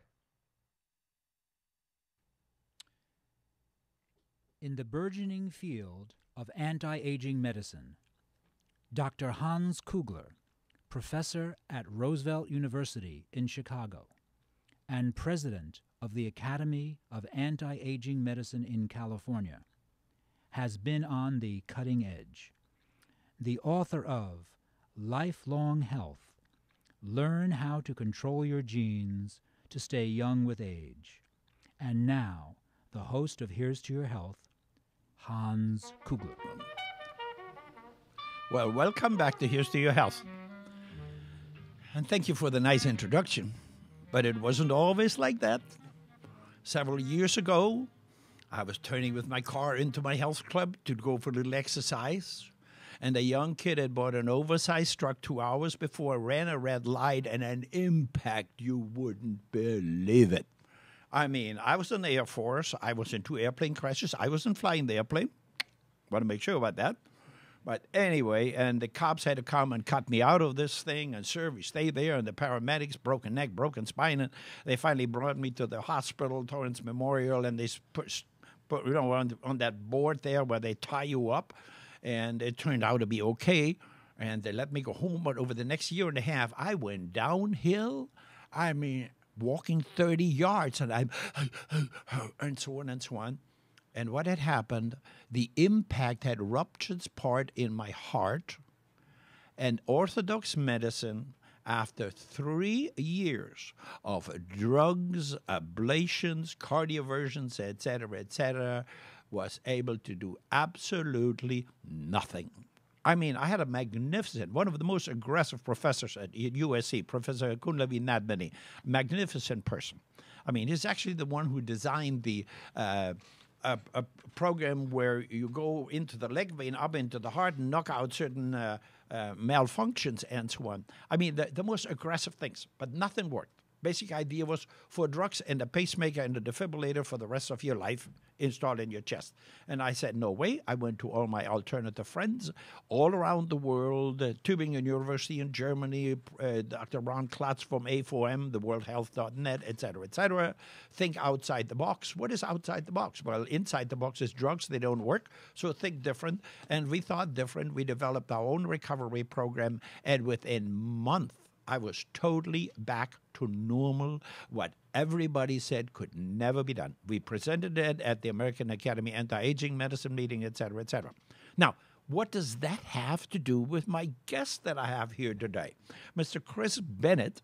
I know the Bennett family for many, many years. When your dad was still alive, I used to go to Hermosa down on the beach, and I'd take one or two of my dogs along, and everybody knew the dogs, and sometimes they fed the dogs first before they fed me, you know. But anyway, I didn't take that personal. We like dogs. Anyway, see, the real nice part is, number one, I do a lot of work out of my home. And when I go somewhere else, it's like my second home. So the Good Stuff restaurants, there's like my second home, right? I go there in the morning and in the evening. And some people said, don't you ever get bored? I said, no, they have a different special every day, you know, and the food is good. And I never had any upset stomach, which sometimes happens when you go to a different restaurant and you don't know what they're cooking, et cetera, et cetera. But again, what does that really have to do with us getting better? And that's why I'm really very impressed with Cris and his approach with the Good Stuff restaurant. They started all kinds of programs, like they have a Power 9 program where they call attention, or they get people to think about it. Activity, like very simply, park a little bit farther away and walk a little distance and so on. And become aware of yourself, you know, like what you're doing. And, you know, don't eat everything on your plate. You know, stop eating when you're about 80% full. And, you know, associated with faith-based organizations. It's basically self-awareness, recognition, right? I mean, what leads to health. And the bottom line is all of this is exactly what we have been doing. What Dr. David Wong said, what Dr. Gregory Smith said, UCLA professor. We're talking about physical activity. We're talking about eating quality foods that are not laden full of chemicals and so on and so on. And one of those areas, too, you know, like Cris, the new restaurant in Redondo Beach. And I said, Cris, why isn't there a door? Why didn't you leave an opening to the kitchen? He says, well, it's very simple. If you want to go in there, look around what's going on, go right ahead, right? And then one of those a few weeks ago, he asked me about something. He said, you know, we have a good chicken special. And I said, you know, I'm really getting sick and tired of chicken because I saw that movie about, you know, how they grow the chicken. He says, well, not us. We are mostly, buying free-range chicken and so on and so on. So really along my lines. Anyway, here is Cris Bennett, owner of the Good Stuff restaurants. And he has several different restaurants around the area, in the South Bay area, also in Los Angeles. So, Cris, tell us a little bit more about your approach towards health. And I know you're following my advice, or you better. Otherwise, you know, That's why I look so good. Right, that's it. Yeah, I've known Hans for a very long time. We've been, well, he's been a great customer and now has become a friend. He used to go down to our Herosa restaurant and visit with my dad, give him a hard time. My dad used to work as kind of a host, very charismatic guy, and him and Hans hit it off very well. And Hans had his special table, and we would take good care of him down in Hermosa for years and years and years. And then about 14 years ago, we opened up the restaurant in Redondo, a little closer to Hans's house. And Hans became our resident, regular health doctor. And he is holding court on a regular basis at our restaurants, and it's great to have him. I even noticed last night we had a Hans special on the special board. Yes, and that had nothing to do with this interview or, you know, anything. Am I right? Right. Yeah, you saw it. You saw it. Now, can I give a little history of the restaurants? Sure. Okay, Go right ahead. Go right ahead. I fell in love with the restaurant business when I was 15 years old. I got a job as a busboy in a little Mexican restaurant in the valley where I lived because I wanted to buy a car when I turned 16, begged my parents to let me work somewhere. They talked to the owners of the restaurant because we went there on a regular basis, and I was lucky enough to get a job as a busboy. So I worked Friday nights and Saturday nights and absolutely fell in love with the business. And I said, from that point on, this is what I want to do. So went through high school, got into college, business school, went on to Denver University, graduated in the hotel restaurant management program at the University of Denver Business School, and got a job and kind of hated it.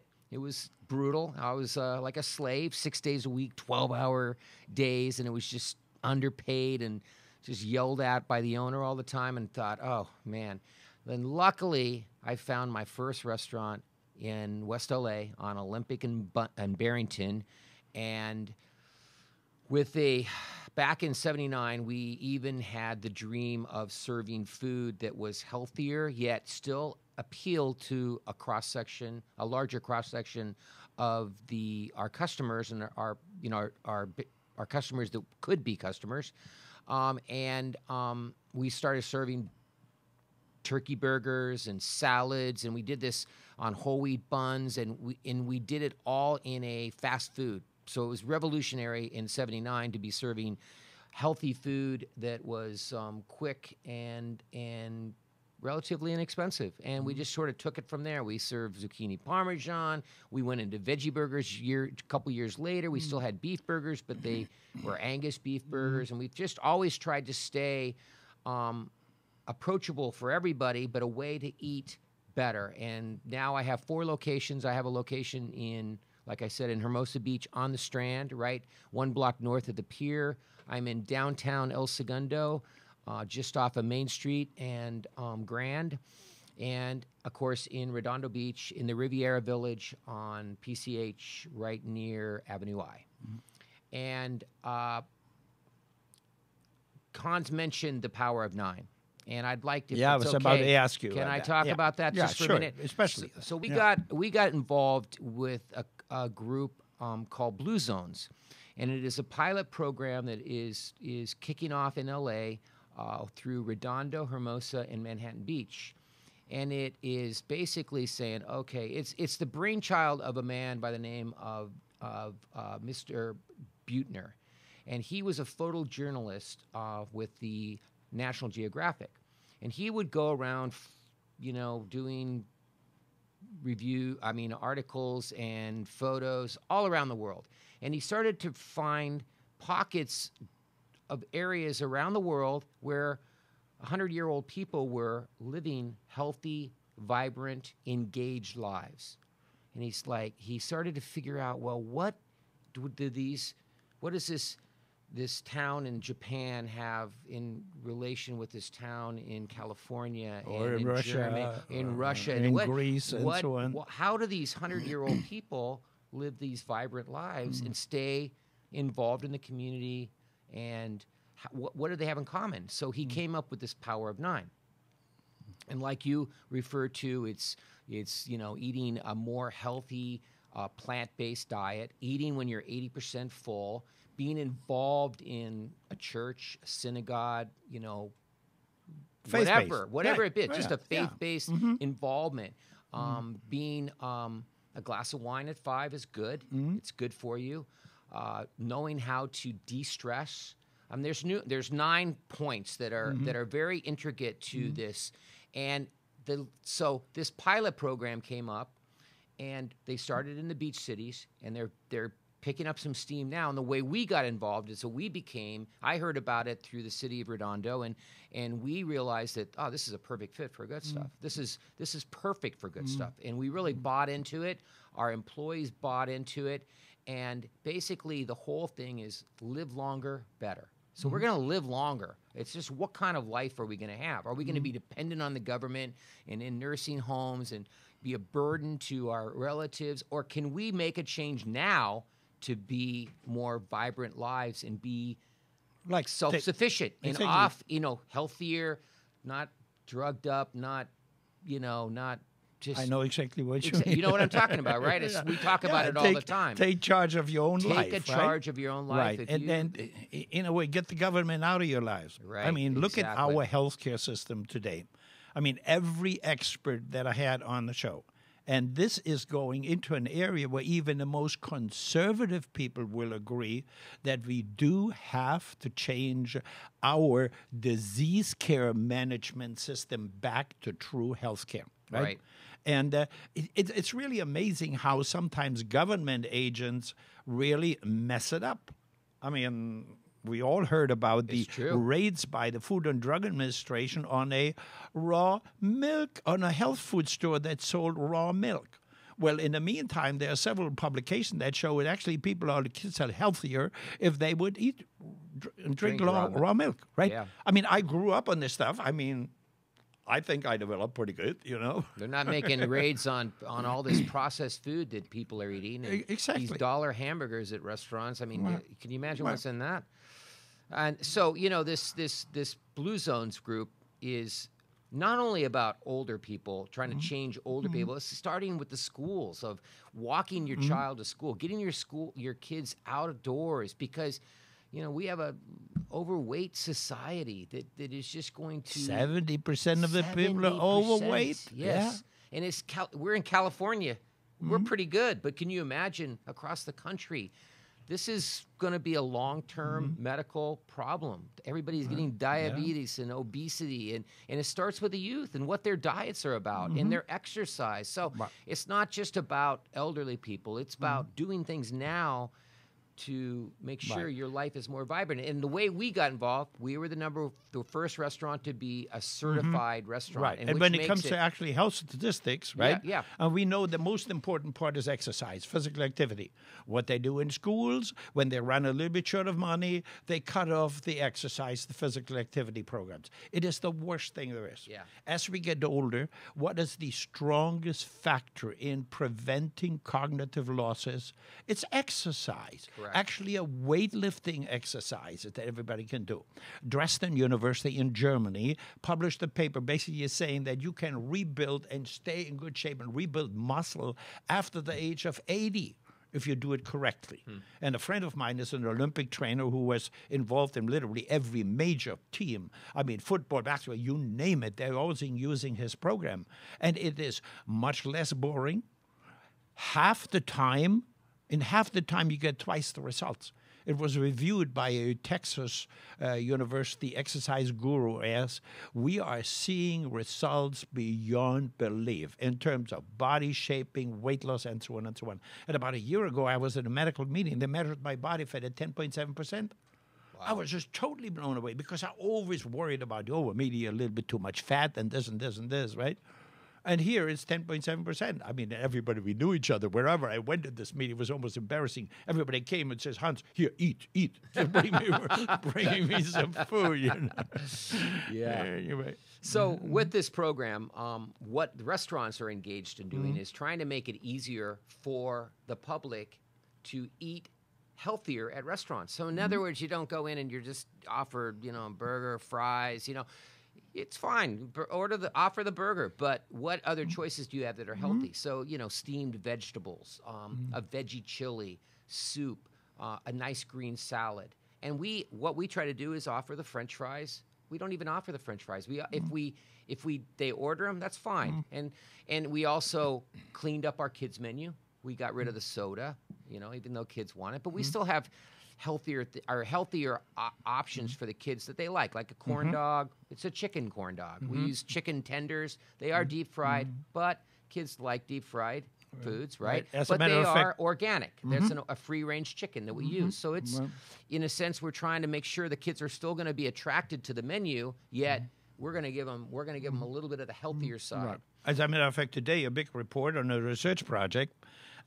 Some researchers thought, because kids, it says you should eat less calories. So in school and everybody else, they didn't even make regular milk available to them. It's always that modified low fat with some sugar and chocolate flavor in it. Yeah. Well, they found when the kids eating this, after they're eating this, they have still hunger And they eat more just because of that. Yeah. I mean, common sense. What's the government have to do with this? It's distressing, to say the least. It is, indeed. So at our restaurants, we're just trying to give healthier options, smaller, and we also have a fitness menu that we're doing that can people can see the calorie count, the sodium, the protein. Right. We have a menu that's 16 items under 600 calories that people are really gravitating towards and really enjoying and feeling like, wow, this is something I can, this is tasty, it's good for me, and I know I'm not eating 2,000 calorie meals. You know, I'm getting full on 600 calories, and this is a healthy way to do it. It makes it easier for people. But I hope I was part of that in getting you to do this, you know, because whenever I came to the restaurants and I said, Chris, you will do this, you will do this. Oh, yeah, you know? yeah. Otherwise, I'll bring my 50,000 volt kettle pot and I zap you and this and that. Well, you zapped me a couple times. Whatever. And I mean, I was out for a week or so, but know, it was okay. Yeah, well, let's It was not all talk right. about that. Yeah, well, right. yeah, not on radio anyway. But yes, yeah. I mean, how long have we known each other? 20 years? Oh God, probably 22? even longer. Yeah, and you have been talking to me all along. I mean, there's guys like you that have driven me and guided me to being healthier than I even was. I mean, it's just to just sort of like this is where you need to be, Chris. This is and with my own health. I mean, I attribute a lot of my and own this guy fitness. is strong. I mean, we even tried to arm wrestle, and nobody won. Right? I mean, we left it right there.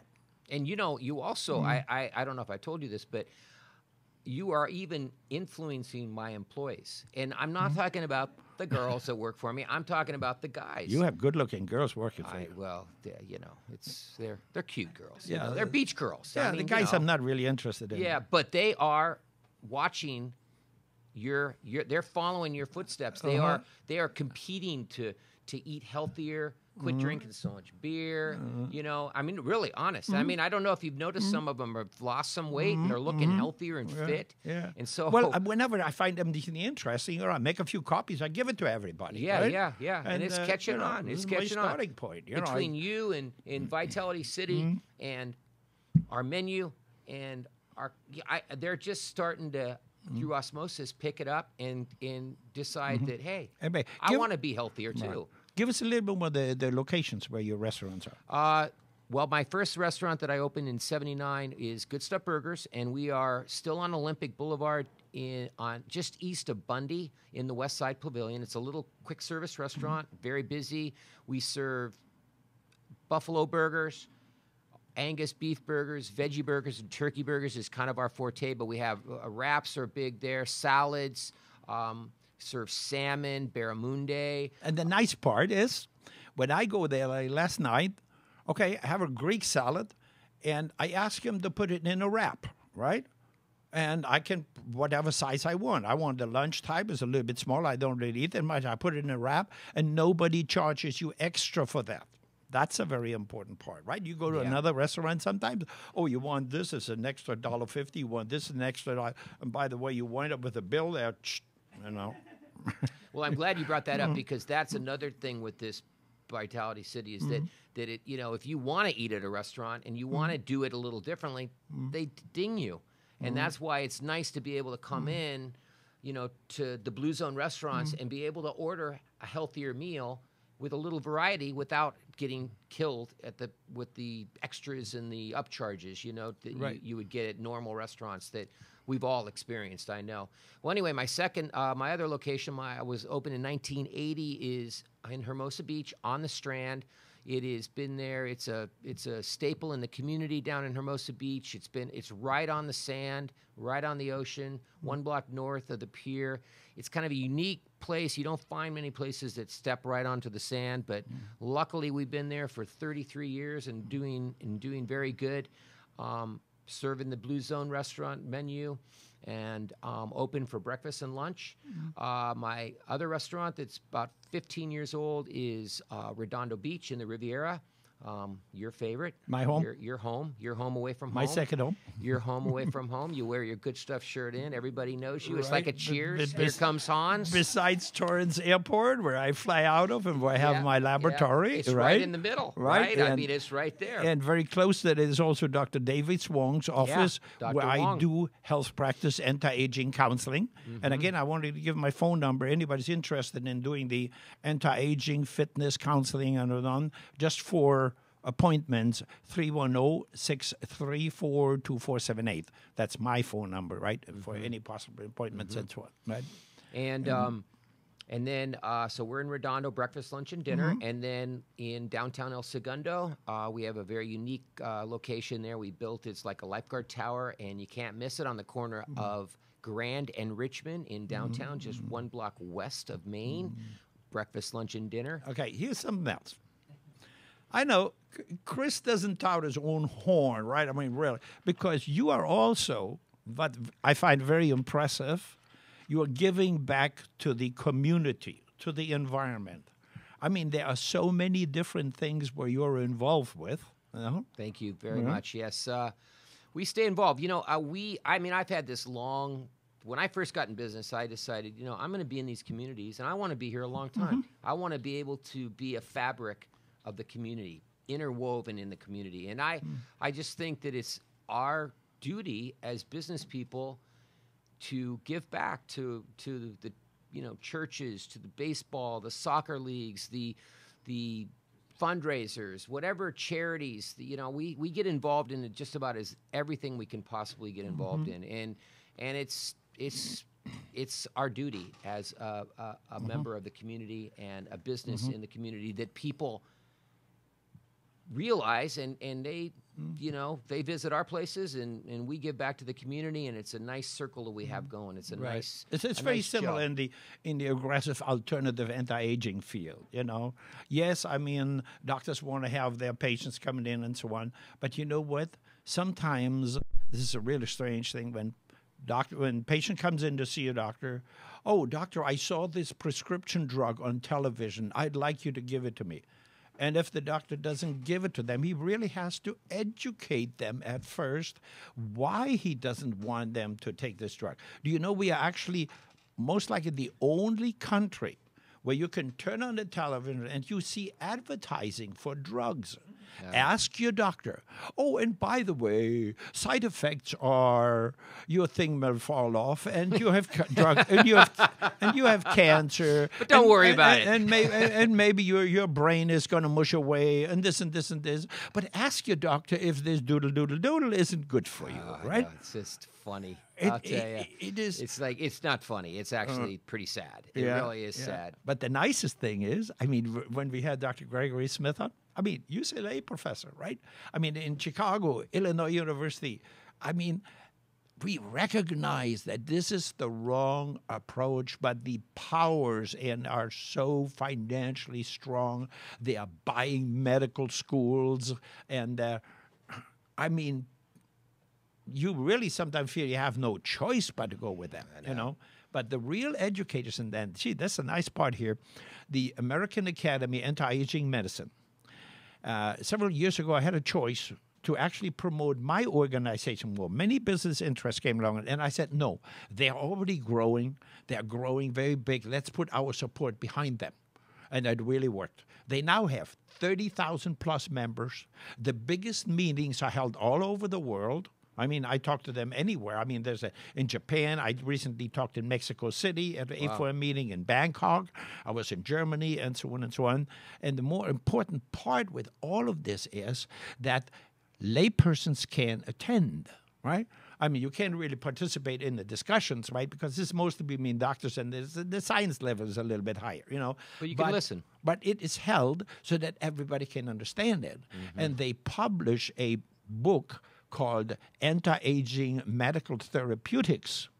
And the key lectures that are given at those meetings, they're actually as chapters in these books. And when you buy one of those books, you get a summary, a bottom line review of what anti-aging is really all about, what quality nutrition is all about, right? And their website is worldhealth.net, right? www.worldhealth.net. And now they also have a forum where the experts discuss various areas, and you can listen in. Only professionals participate in the discussion, but you can see what the experts are talking about. I mean, the front line of treating certain drugs and so on. Mm-hmm. And there's also you can subscribe the news. It's like a weekly report on on basically on what's going on in anti-aging. But anyway, Cris, it was magnificent to have you here. Can I just give my website? Is that all right? Yeah, go ahead. It's eatgoodstuff.com. That's www.eatgoodstuff.com. And if you have any additional questions, you want to find out more about Blue Zones or good stuff, you can email me at Cris, C-R-I-S, no H, C-R-I-S, at eatgoodstuff.com. We'll come Thank down you and very visit. much. Yes, definitely. See Hans.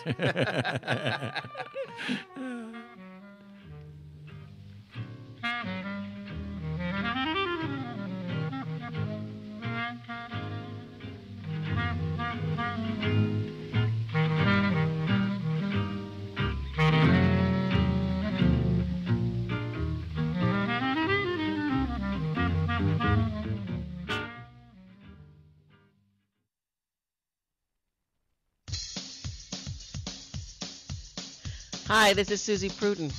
And yes, you've seen me on Oprah, Good Morning America, and The Today Show. And I'm inviting you to join me every Monday from 3 to 4 for my new show, Mastermind Live. Join us as we introduce you to the new thought leaders of the world who will inspire you, support you, and guide you to your next level. So don't forget to tune into Mastermind Live exclusively on latalklive.com. You can also catch us on iTunes Radio R&B or watch us on Ustream TV. Reality radio handcrafted for your listening pleasure. This is LA Talk Live, and we are more than just talk.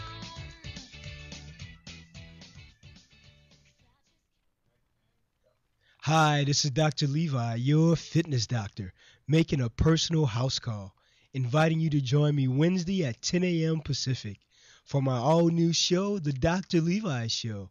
Join us as we discuss fitness, health, and well-being, including emotional and spiritual health.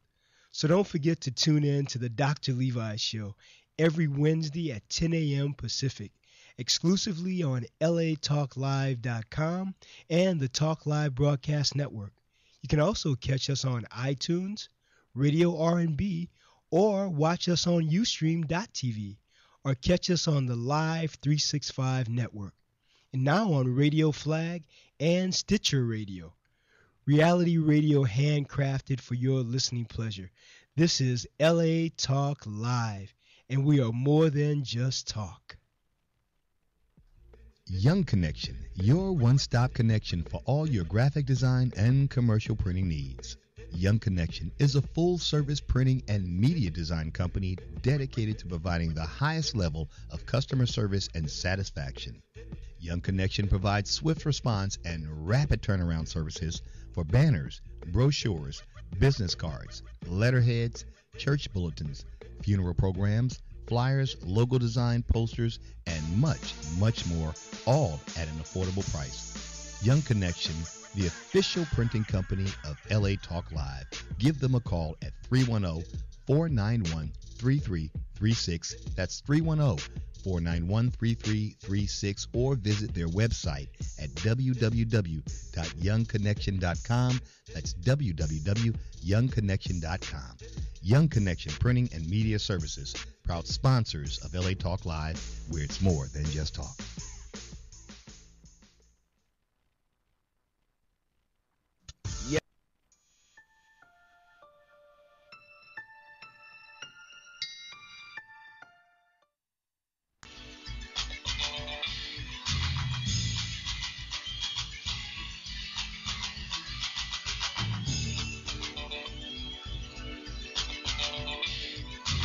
Hey, shout us out. What's the count? I'm your host, Ferran Dozier. I'm inviting you to join me on WDC Radio every Monday at 11 a.m. Pacific Standard Time as we discuss community topics around health, sports, and entertainment. So don't forget to shout us out. What's the count? On WDC Radio, only on latalklive.com. You can also catch us on iTunes Radio, R&B, or watch us on Ustream.tv. Reality radio, handcrafted for your listening pleasure. This is LA Talk Live, and we're more than just talk. What's the count?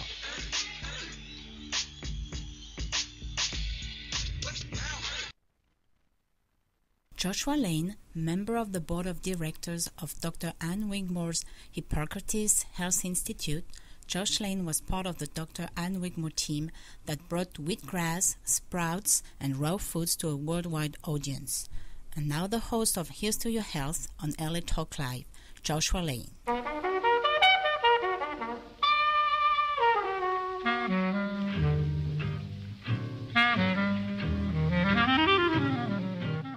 We're back.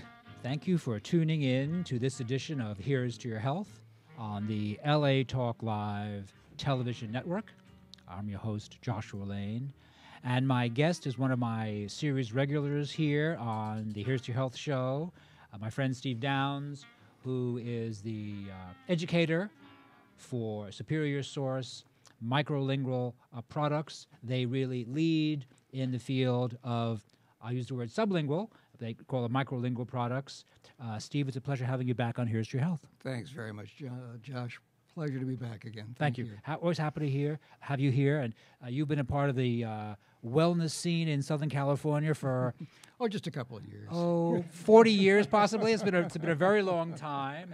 Of course, you're buddies with many of the guys in the well-known guys in the bodybuilding field. And Right. Superior Source, how long has that corporation been manufacturing? Superior Source was started in 1969 by Ron Beckenfeld, taking a space with his father in downtown Los Angeles, who was in the spirit import business spirit import, I see. wholesale distribution and so forth. Yes, so interesting combination. And all the son all made a natural, break from that. of course. Oh, yes, right, exactly. Kind of people who drank it would be, say, fermented fruitarians. Is that it? You It's an got old joke, that thank you. right. And the son decided that was not his cup of tea. He was a bodybuilder, wellness guy. He was always into in physical fitness, right?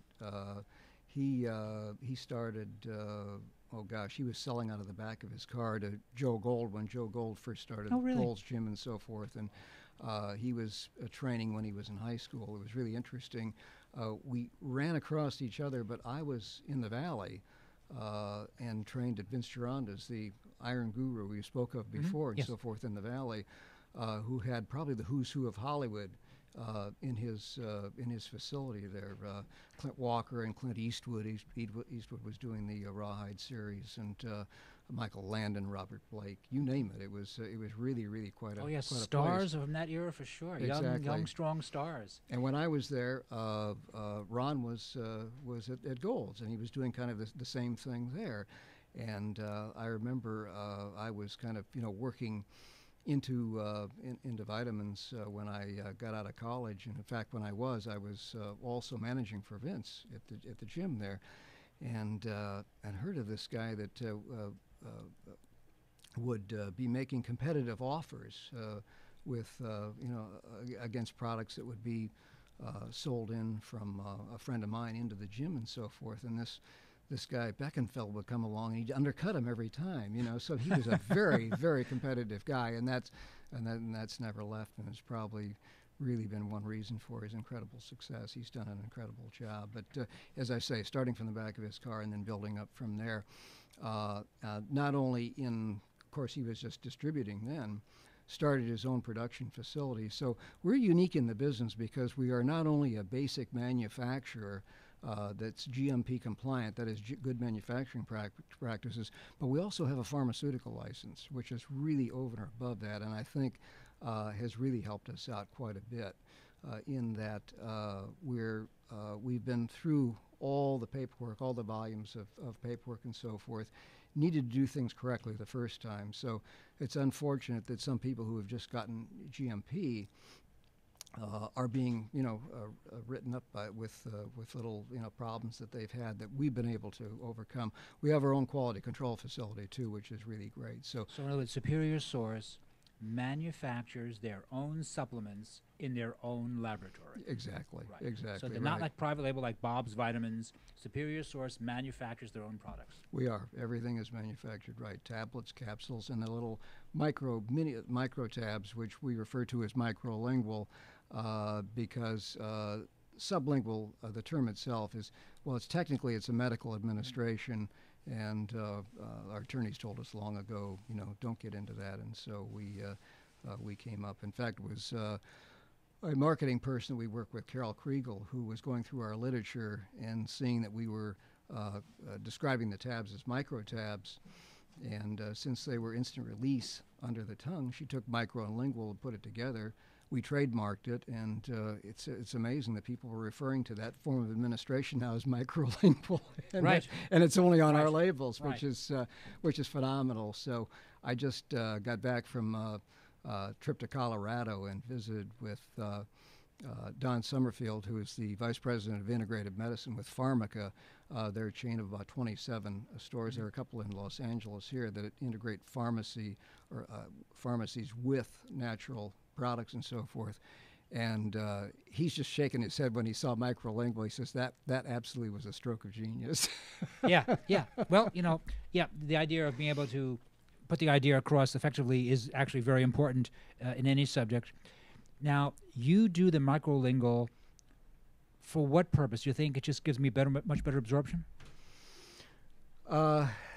It really does, because it's what happens that when the microtab breaks down, and it's done virtually instantly under the tongue, that it's absorbed through the mucosa underneath the tongue directly into the capillary system, right, of course, directly to the bloodstream, so that you'll get blood levels of the nutrients comparable to, say, if you were getting an injection, say a B12, for example, and this without the usual binders and fillers and excipients of a tablet or capsule. So it's got all the good things going for it, and none of the nasties, as I say, which is nice, and that's become quite a point these days. And in fact, it's something that I spoke with Ron about, our owner, and so forth, and he's going to be emphasizing that more in our advertising now, because it seems that people are more aware of these things and want cleaner products. And all we've got in the microlinguals are the nutrients themselves, combined with a small amount of lactose and acacia gum to hold it together, to bind it. Sure. And actually, that combination also acts as a carrier for the nutrients, with no artificial colors, flavorings, and sweetenings of any kind. We sweeten with stevia, which is a non-nutritive herbal sweetener. Right. And a little funny story. I don't know if I've mentioned this before or not, but Ron's got a great sense of humor, and we were at a trade show, and as you know, the B12s are red color, and of course that's the B12 itself. And the higher the potency, I did not know that. Oh, okay. Yeah, the higher the potency, the more cherry color, the darker the red. I should have known that. I did not know that. Yeah. So let me have that once again. The higher the potency, the more the cherry red color. Exactly. So someone came up at the trade show in Anaheim, was asking Ron. She said, "Are you using artificial coloring in these?" And he said, "No, why would I do that? It would only increase my cost of the product." I see. And what was the response of the retailer? Okay. But that's... but see, it's funny. It never dawned on me that was the naturally occurring color of B12. Right. Oh, my goodness. Yeah, well, thank you for that. That's lovely insight. Now, Superior Source, you've been on before, and you seem to have many new products, which is nice. So let's go through these. This is, what is this? This is a vitamin C chewable? That's our tangy, tasty vitamin C orange melts. It's a 500 milligram. Again, it's instant release, and it's the only vitamin C on the market that you would call chewable. Of course, this dissolves directly, in your mouth under your tongue. But it's totally sugar-free. We sweeten with stevia. And we've got it's a nice orange flavor, but it is tangy because of the tartness of the vitamin C. We neutralize it a bit with some sodium ascorbate to bring down the the acidity of the ascorbic acid and so forth. Excuse me, is sodium ascorbate commonly used as an intravenous form of vitamin C? I believe it is. Yes. Okay. Yeah. Yeah, and other forms of vitamin C, but that's they've got to lower the acidity. But at any rate, with this, the interesting thing is that with the stevia, it gives it enough sweetness to where it tastes very, very much like a sweet tart. And I tell people to try it. If you like sweet tarts, you'll love this. And there are a lot of people out there that really like those sweet tarts. Yes, there are. And these they don't like to admit it, but yes, I think you're right. No, exactly. And so these are very, very much like that. Is this a brand new product? That's a brand new product, and we've got on the not only on the drawing board, but we're waiting for boxes. I understand a couple of more varieties. That's tangy orange. We're also going to have a cherry and I believe a mixed berry also. No, that's good. So that's very good. nice.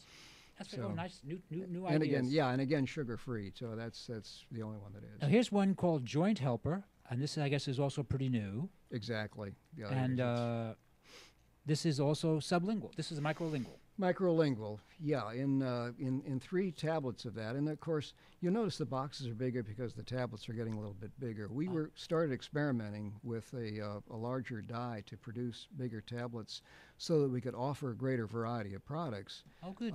And we're doing that. We're going to do it, be much more extensive now in the next year with this because the lifeblood of a vitamin company really are new items, on the market. And getting excitement things in that change. Kind of thing. So ideas change. We've become, of course, known as the B12 company, I think, and the B6 B12 combination company in a sense. And in looking at sales nationwide, in some of the bigger vendors, say the Whole Foods and the Sprouts and Vitamin Cottages of the world. We're taking a lot of that, a lot of that category, which is great. But we're looking at spreading out now and getting more. And so we've been playing around with and experimenting more with the larger dyes. And so we're able to do things like the Joint Helper, for example, which in 3 of those tablets will give 750 milligrams apiece of chondroitin and glucosamine. Oh. And so it. If you wanted the 1,500, then you do 6 a day of that. But it's quite a good deal, really. And has MSM in it too. MSM in it also, yes. Uh-huh. Nice progressive formulation. So this again is a lozenge. Is that it? That's microlingual delivery system. So really, so I'm meant to use this really. I should let it dissolve in my mouth. Right. Okay. Right. And theoretically, I mean, there's no dispute that B12 is certainly best absorbed in the mouth cavity. Is that correct? It is, unless you're injecting, exactly. Injecting is good too. Right. Injecting is, that's the way to get blood levels, and that's why, medical doctors have had the corner in the market, because it's so tough to get it out of the intestinal tract, as you know.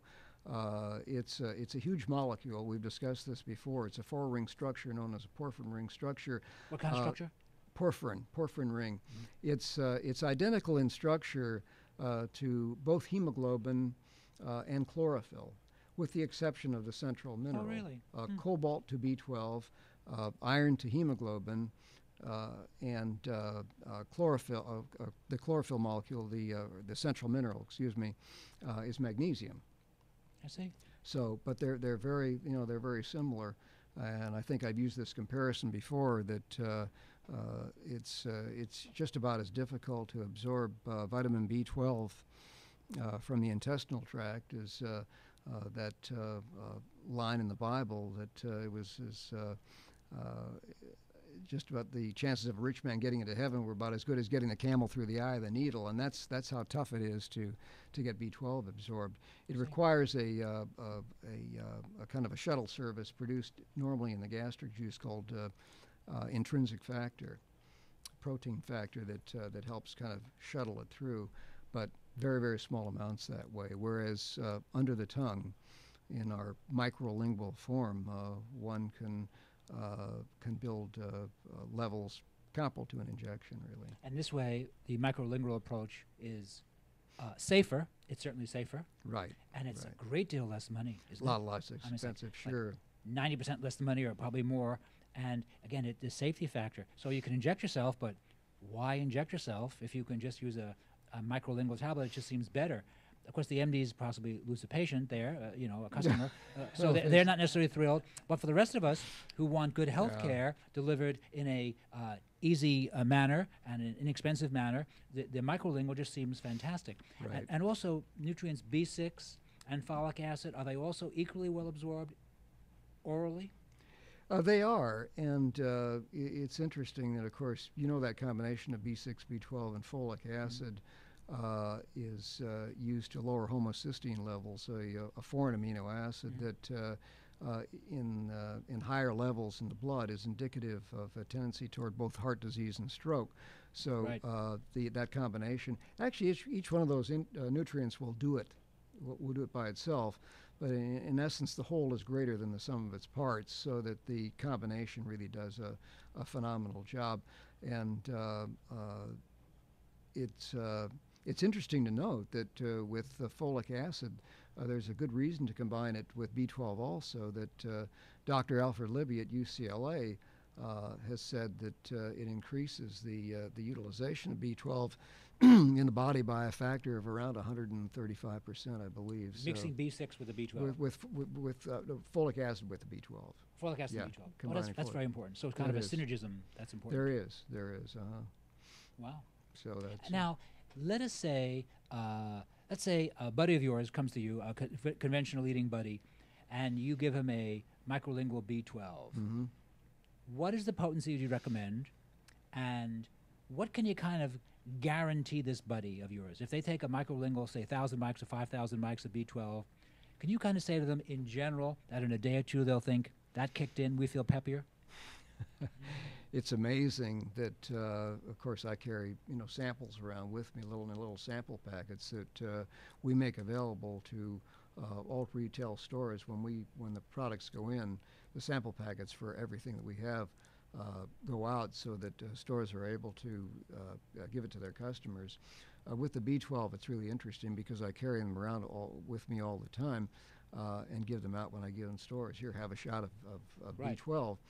It is not unusual that maybe in a period of 10 minutes after I've given it to somebody, and I've even forgotten I've done it, the individual will tell me, darn, I was dragging my tail in. I really feel up and much better. Or my head was foggy. It's cleared up now. I've heard that before many times, and it's always impressive. People are just kind of shocked. They just feel clearly better very quickly. Right. It's impressive. And people think, whoa, we didn't necessarily believe you, but now we think, okay, from direct personal experience, we see these things work. Yeah, exactly. Yeah, it's exactly. very nice. And what else are some of the new ones? Let me just show you this brand new one. Just for women, it says Hormones Balance Formula. So is this for women, say, over the age of 40? We've got both a mature women's formula and a regular hormone balance formula. So over 40 would probably be or 40 to 50 would be the mature, and this is the regular hormone balance formula, combining nutrients that have been, shown to help out in that regard. And what are some of those nutrients in general? The B vitamins. B vitamins, right. Yeah, B vitamins and a few other C and D and K, a few others. But and we once have again, this is microlingual. So this is microlingual, one or exactly. two in the morning or something. Exactly. Yeah. Okay. Yeah. They're it's a whole line that we've come up with, both a Just Women's line and then a Just Men's line too, that we're doing. Which is kind of interesting, broadening out the appeal and so forth to what we have, and based upon nutrients that have been shown to work in combinations in the past. So, and nutrients, in your opinion, do have synergistic effects. That nutrients, one B vitamin, assists the absorption of another B vitamin or enhances the effect. Is that been your experience? They have to a degree. They have I guess you could call it a symbiotic relationship in a sense.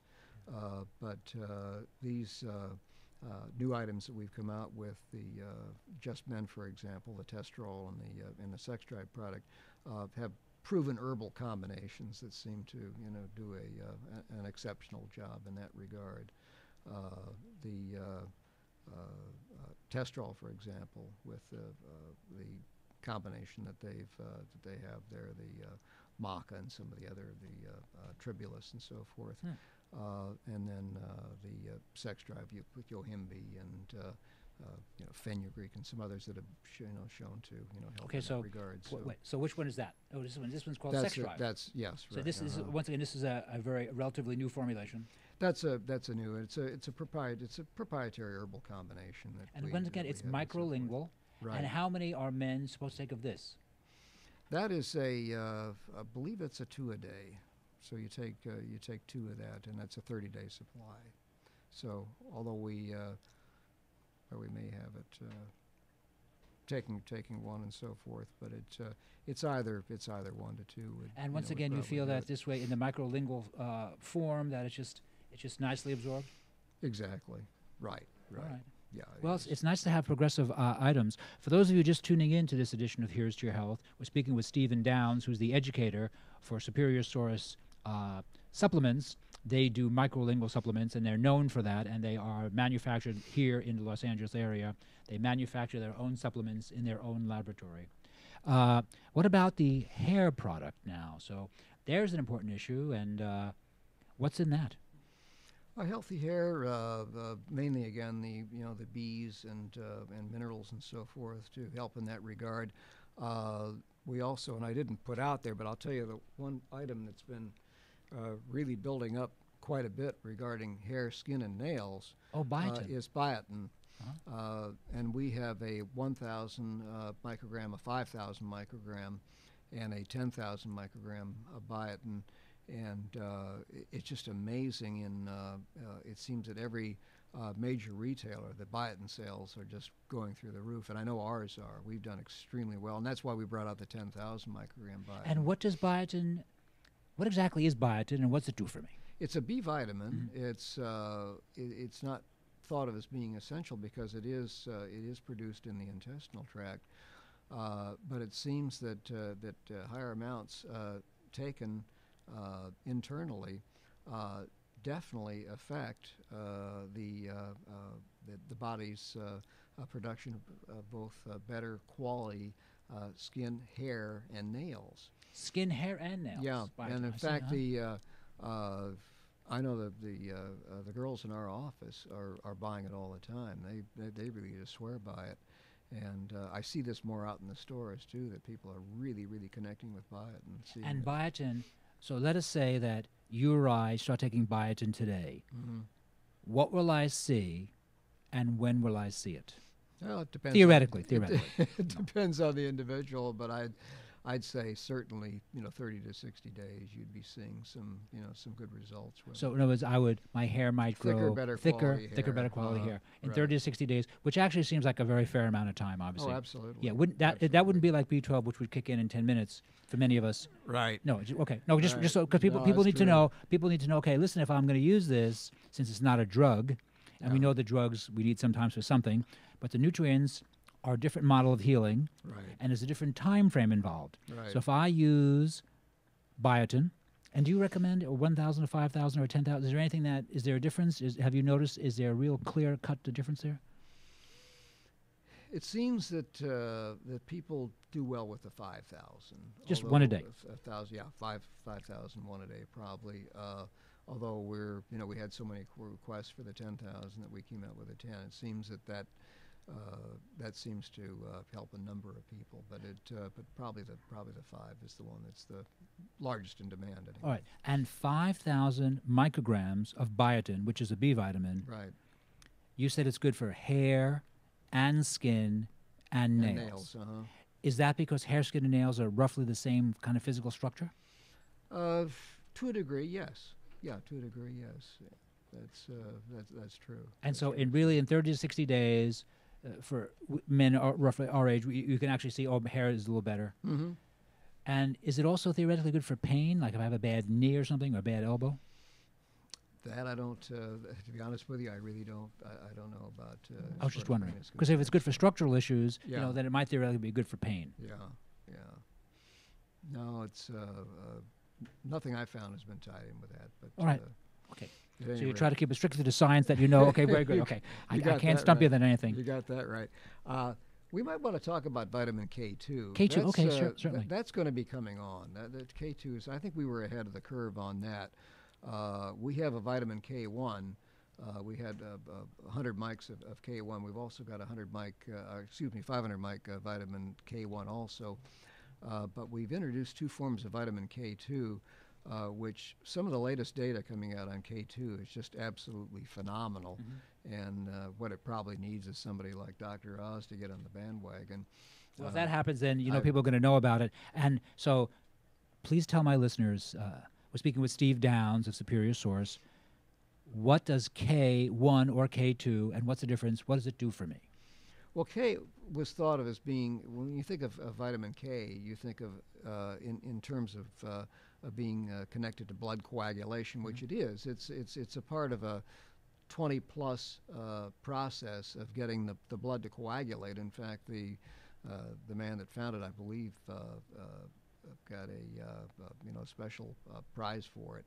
But the vitamin K2 is a form of K that's produced in smaller amounts in the intestinal tract, and it's what has been thought of as maybe the animal form.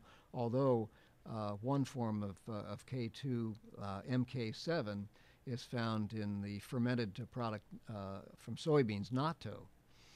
But vitamin K2 has been shown to be the factor that combines with protein that actually is the strengthening factor in bone, Really? which is what some prescription products are supposed to do, Fosmex, for example, but really don't do it and can have long-term consequences. They can, unfortunately. Fosamax, I Unfortunately. believe, is linked to jawbone death in women. I mean, it's Yeah. quite a serious potential risk, I believe. Well, it's supposed to prevent hip fractures, and I guess the bones are actually crumbling, whereas this will actually, as I say, combine with the protein and strengthen the bone.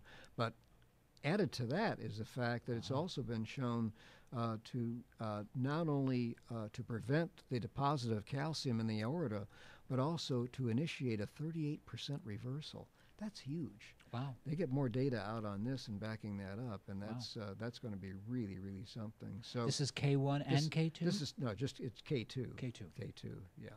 It's And vitamin how K2. much of these should I use per day, theoretically? 500 micrograms would probably do it. We've got two forms of K2, an MK4 and an MK7. The difference in that is that the K molecule itself has a long chain on it, and that chain will go anywhere from 1 spot to 15 spots. So MK4 is 4 spots out, MK7 is 7 spots out on the chain. But I'd say probably 500 mics. But of either probably one do of it. those, MK4, Yeah. MK7. We've got a combination product that's really taken off. It's in our top 20 selling items. We've got over 130 items in the line. It's called Triple K. It's 500 mics of K1 with 500 mics of MK4 and 50 mics of MK7. So you've got the whole package there, and retailers have really taken to that. Well, so and that's as I nice. say, yeah, and there's more data coming out all the time, and as I say, somebody big gets a hold of it, and it's going to be. If it's anything like, say, something like Rolora, for example, that when Dr. Oz got on that, and we've got it, we sold as much in a week as we sold the previous year, and then had a problem getting the raw material. Right. So And on Relora, this is your Relora, and so now Relora has been around for a long time, and and some people know what it is and use it. Is it a strengthening item or a weight loss item? It's weight loss, and it seems to help in mood stabilization too. Mood. Oh, Yeah. I see. Okay. It's really interesting. It's a combination of philodendron and magnolia. It's a proprietary combination. I'm sorry. What is it again? Philodendron and magnolia.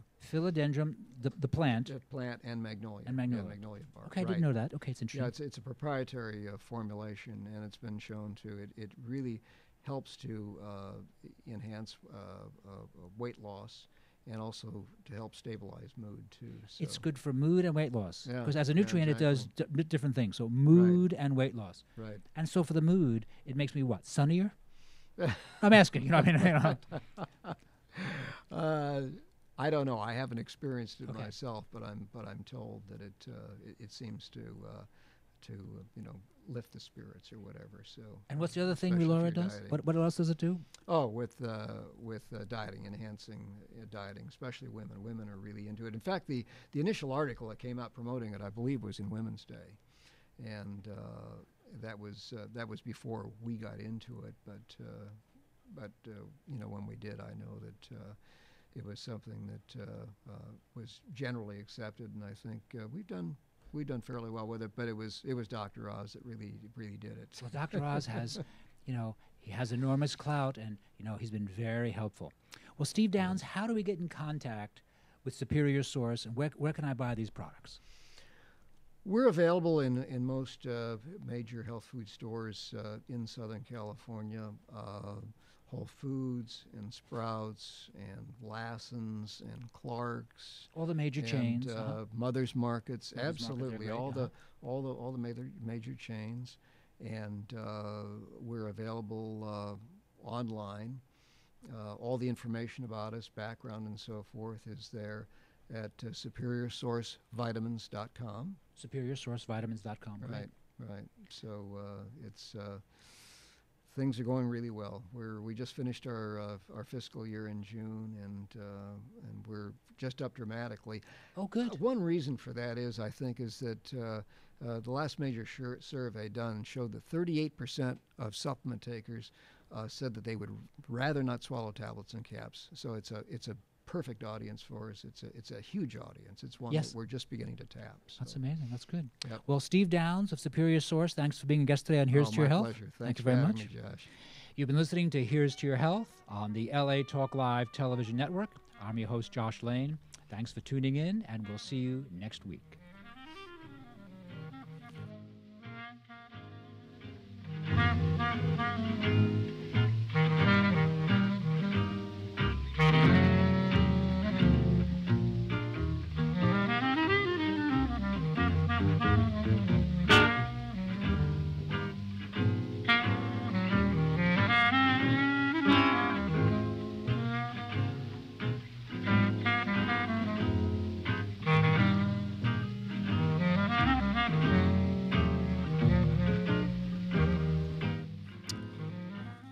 This is Josh Lane of Here's to Your Health.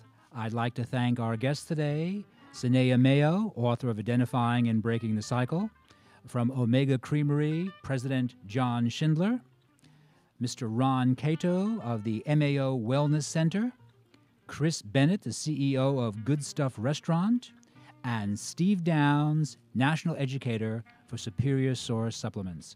Thanks for tuning in.